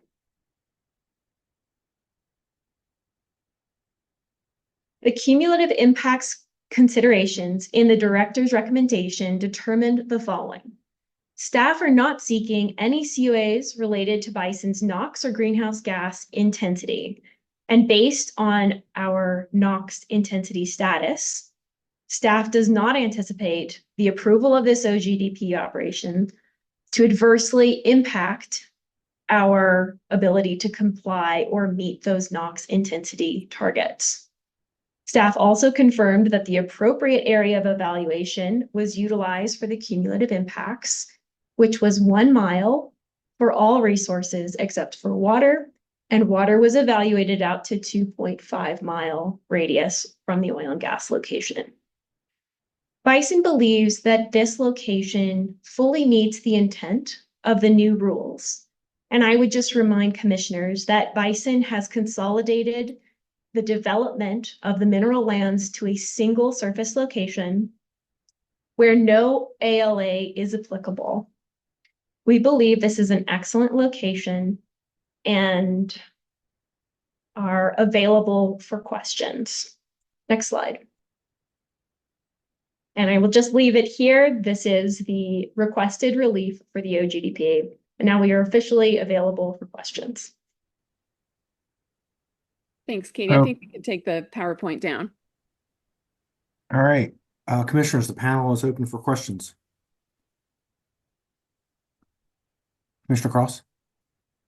Thank you, Chair, and thank you for this presentation. I do want to try and understand the timing and the multiple occupations a little bit better.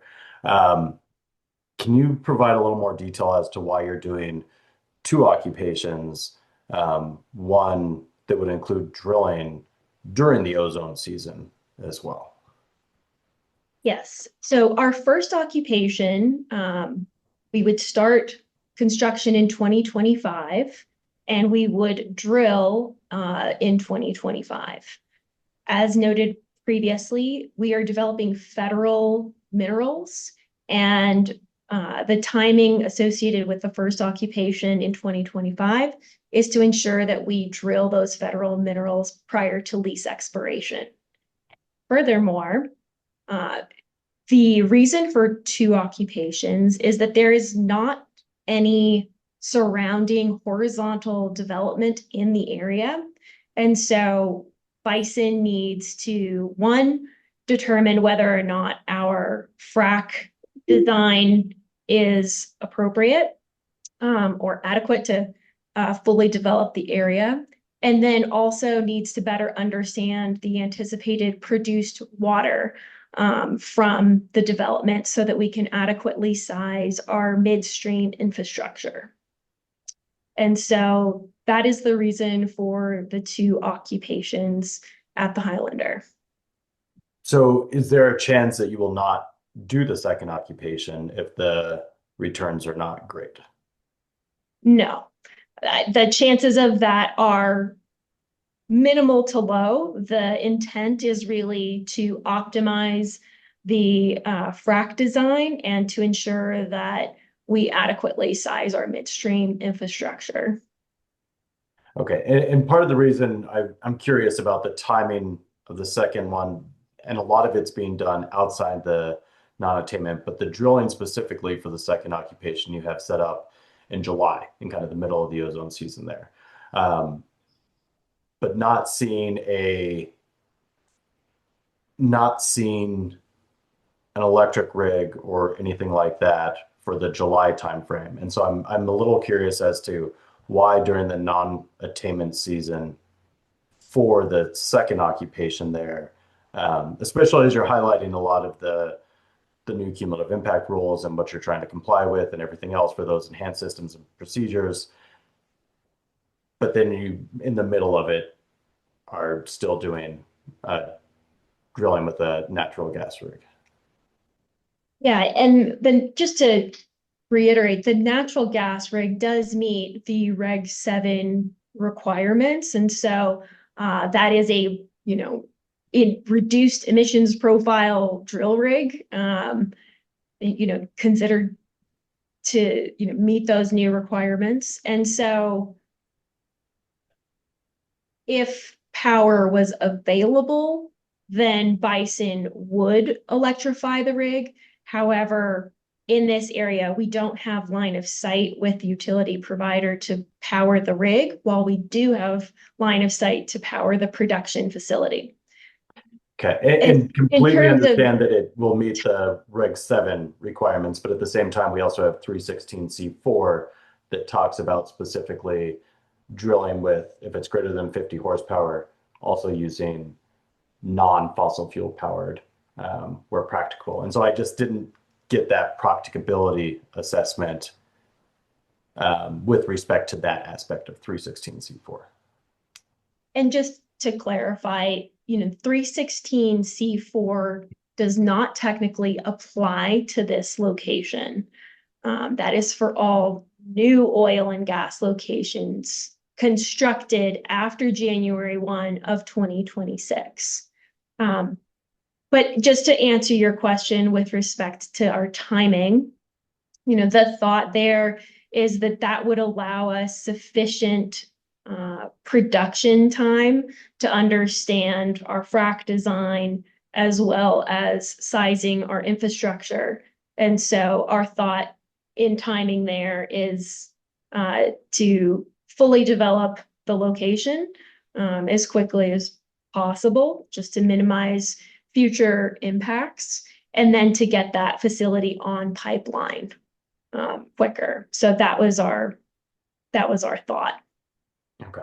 So and I do want to go back to that in just a minute, but the fact that a lot of this is going to be done on the by the second occupation is one of the things that I really wanted to make sure I understood, and understanding that the drilling will in fact occur. And because I don't want it to be a situation where, oh, well, we planned to put this stuff in, but we didn't really get the returns that we wanted on this drilling, and so therefore we're just going to stick with our 2 wells here that we drilled at the time, and maybe not connect the pipelines, et cetera.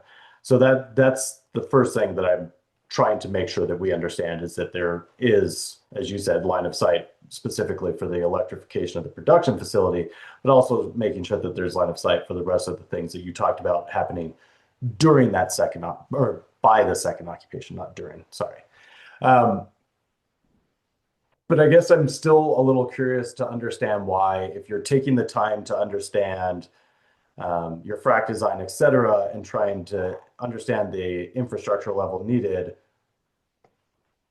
you're going to be doing completions, et cetera, past the non-attainment zone or the non-attainment time period.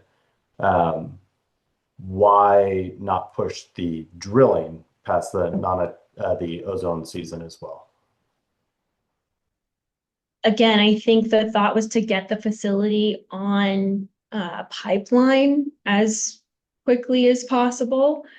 So postponing that,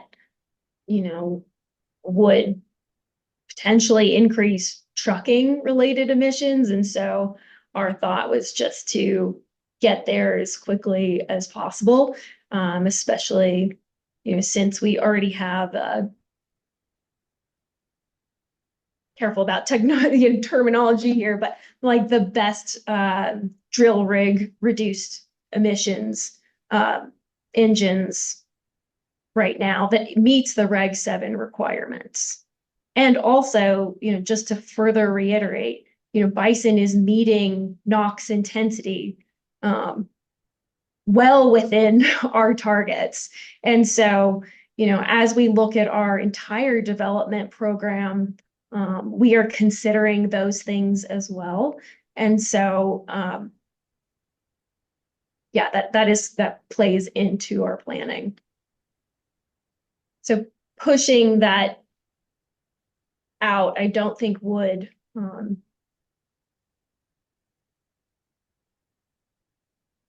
be of a benefit to our long-term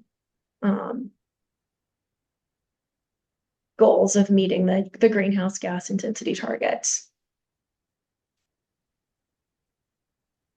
You mean delaying the drilling? Delaying the drilling, yeah, delaying the drilling, delaying completions. Okay, I think those are my only questions for right now. Ms. Gillen, can you clarify? I don't know if I caught it, but group 3 fluids or group 2? Group 3 fluids would be utilized for completions that occur during ozone season, Okay. as is required under the Enhanced Systems and Practices rules. Okay, thank you. Commissioner Messner? Thanks. A couple of questions. So maybe you can help me a little bit. I'm trying to understand your interpretation that 316C4 doesn't apply to the second occupation, as I acknowledge that the first occupation is being contemplated to be outside of that timeline. The second occupation, however, would be inside of that timeline. At least I think it is. And the rule talks about any new construction after that date, not any new Form 2s or 2As or anything like that. And certainly could be contemplated that the drilling of wells on a site would be new construction. And Commissioner Mesner, I'm happy to take that kind of rule interpretation question. I think the language is very clear on 316C1 applicability, and I'll just read it. Subsection B, the requirements set forth in Rule 316C4 will apply to all new construction of an oil and gas location within the ozone non-attainment area that occurs after January 1, 2026 for any Form 2A approved after the effective date of these rules. So I think it's clear, and I think the deliberation was clear on this rule during the cumulative impact rulemaking, that it applies to new construction of a location. Construction is different than drilling. And so I think it's clear in the rule language that if you construct your location after January 1, 2026, subsection 4 would apply. If construction occurs prior to that date, by the plain language of the rule, that subsection would not apply. Appreciate your opinion on that. I think that I may have a different interpretation with a double occupation and new activity that's occurring on there. As most of those ESPs do apply to drilling activities and pre-production activities, not the building of a site, constructing of a site. And so I may need an executive session on that, Chair, because I do have questions about interpretation on that and legal interpretation. But I'll leave it at that right now. For now, I think another question I had, and I do understand that this is one of the first time, or maybe the first time that we're seeing this under these rules, and so I'm asking a lot of questions as it's a new process for me and reviewing an application under these rules. I did scratch my head a little bit on this one. With the 2 occupation thing, because it certainly wasn't clear in the director's recommendation that there was 2 occupations that I could read. It wasn't clear. The director's recommendation also indicated that there was going to be utilization of group 2 drilling fluids. It also indicated that there would be 3-phase pipeline takeaway in totality. And so I guess my question is, and I think you've indicated this, Ms. Gillen, but all of the truck traffic associated with not having oil and gas takeaway in the first occupation has been contemplated in the cumulative impacts analysis, has been contemplated in the Form 2Bs, Form 2Ds, and the associated pieces, and not just for the truck traffic associated with this second occupation or 3-phase takeaway. Is that a fact? That is correct. The Form 2B accounts for exactly how we've stated we will develop the location in 2 occupations. So all of the truck trips associated with hauling for the production phase are included in our estimates. Okay. Thanks for that. And I think that's the questions I have for right now. But I will have a question on that legal interpretation of through 316C4 and construction for the second occupation. Commissioner Messer, if I may, if helpful, I've got the statement of basis and purpose up for C4. And while, it reiterates the rule, I think it's clear. It says the requirements set forth in subsection 4 will apply to all new construction of an oil and gas location within the non-attainment area occurring after January 1. So I think if the intent there was different, we would see it maybe tied to different operations other than construction. But because that word construction is used both in the rule and statement of basis and purpose, I think it's clear that it applies to that activity. Thanks, Ms. Wozzelinki. I've read both the rules and the statement of basis and purpose, but appreciate your opinion. Thanks. Further questions for the panel? Commissioner Ackerman? Thank you. And I just have one remaining question on my list that hasn't been addressed so far. And, it's in the Form 2A that Bison is working to secure utility line power. And you addressed this briefly. And then, there's a contingency in the case that the electric grid is unavailable. That certainly implies that Bison is working diligently to do the best that they can to put this on the grid. Can you talk a little bit about the efforts that Bison made between that statement and today to try to make that progress, and what progress has been made, and whether or not there is any hope of that, or if it's just not available now but might be later? Can you just give us a better idea of the progress that you made on that front? Yeah, certainly. So the utility provider in this area is High West, and Bison engaged High West 2 years ago in providing line power, not just to this location, but to other locations in the area. And so at this time, we have plans to build out the appropriate infrastructure. So the transmission line to the location, as well as secured the capacity for the production phase. When we start upgrading that area for drilling, then it jeopardizes our ability to connect other locations on the production side to that line power.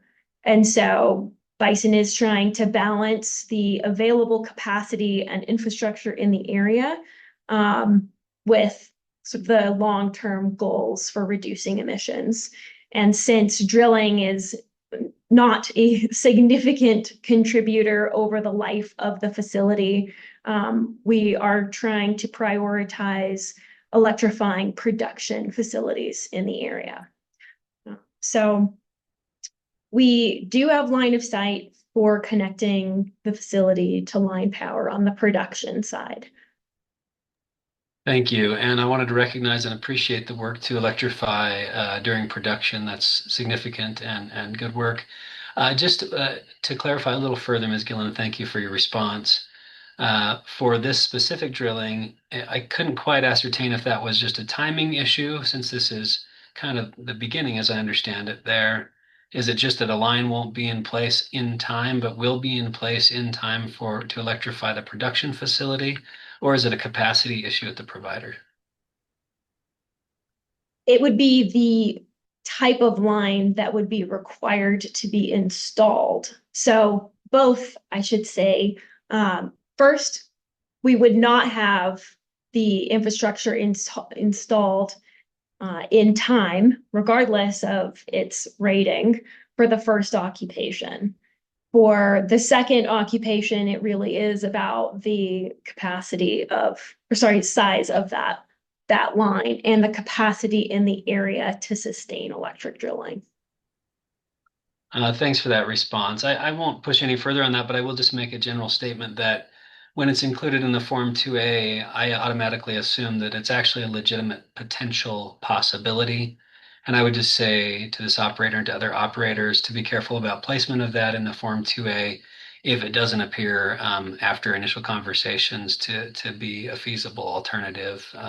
It would be better to reflect kind of the path forward. I do get that these applications are submitted at a time when we're kind of got options on the table, but I just wanted to throw that out there for a suggestion.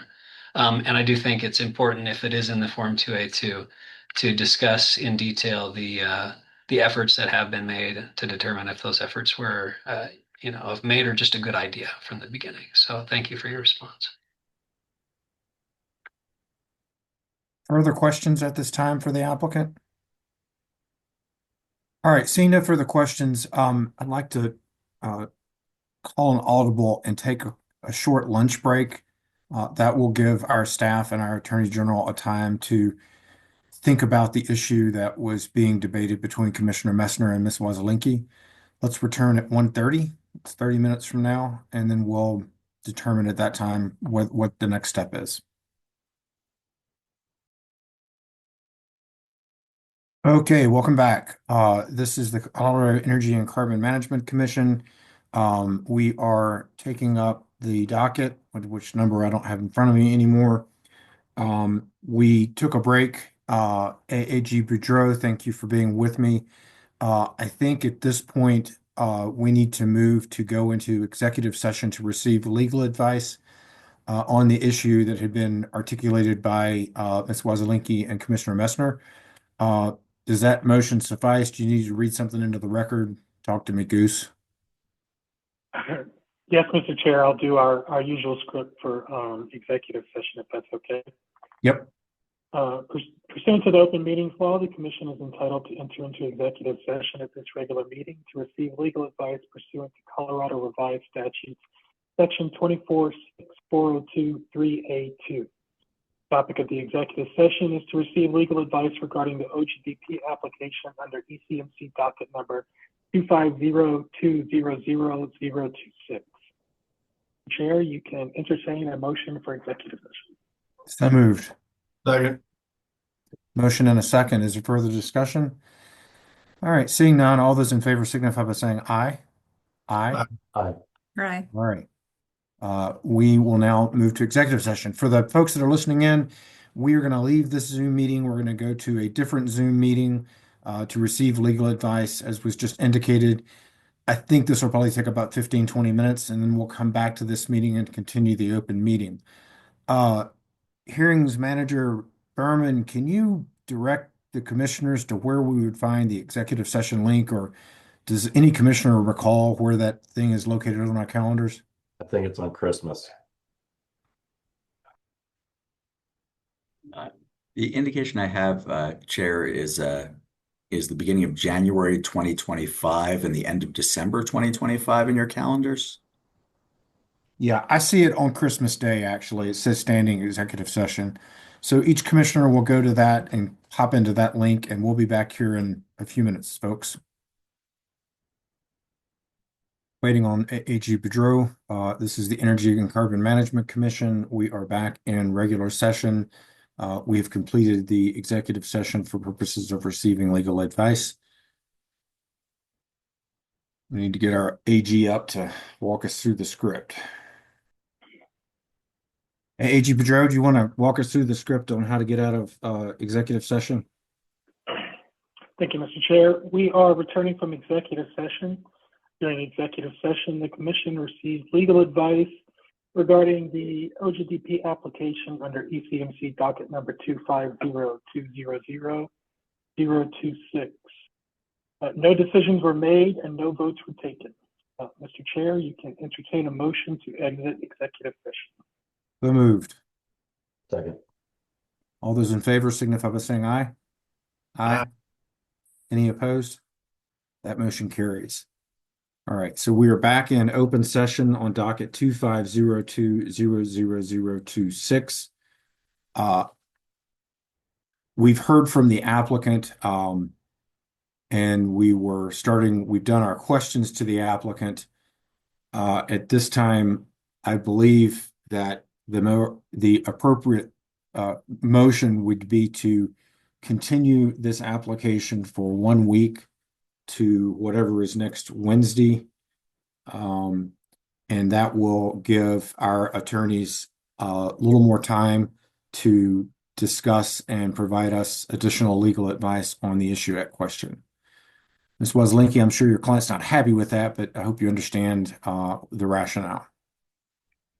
Thank you, Chair. If I may, I think with a November spud date for drilling, we're pushing our timing even with a 1 week continuance. I'm wondering if you would consider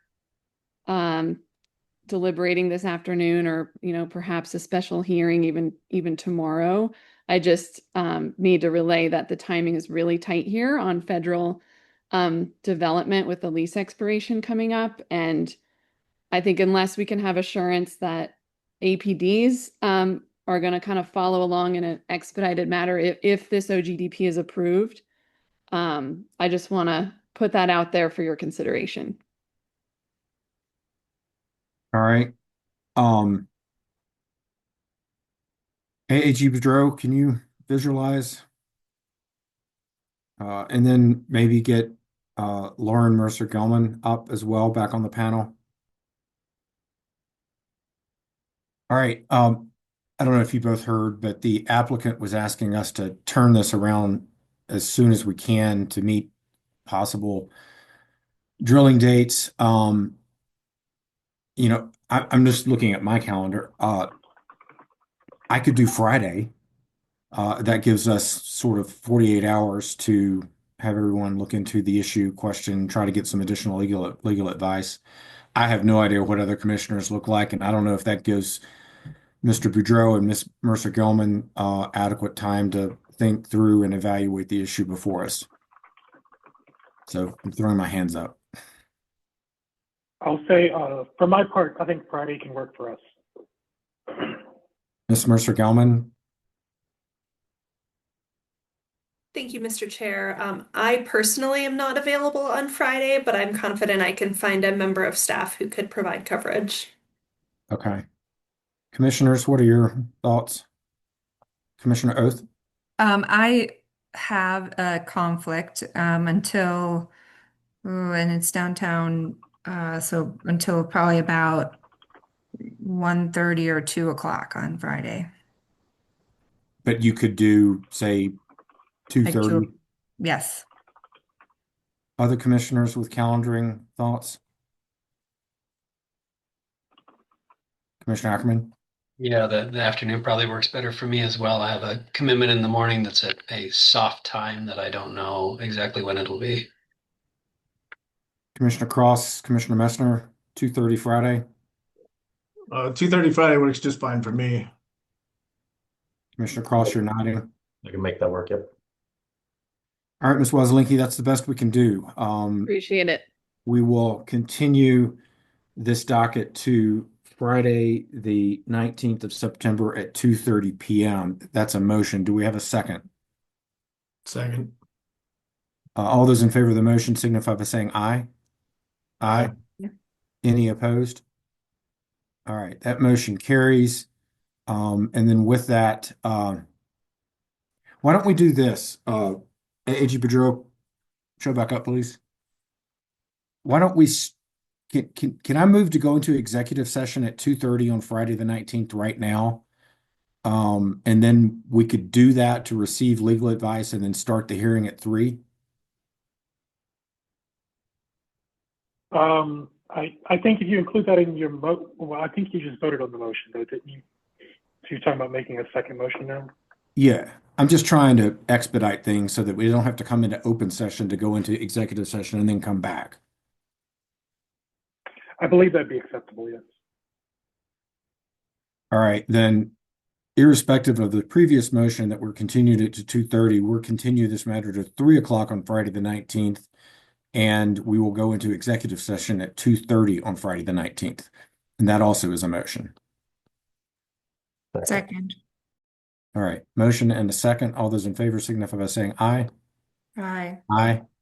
All right, that motion overrides the previous motion. Ms. Wazelinski, we'll see you at 3 o'clock on Friday the 19th with your clients. Thank you very much for your patience. Thank you. All right.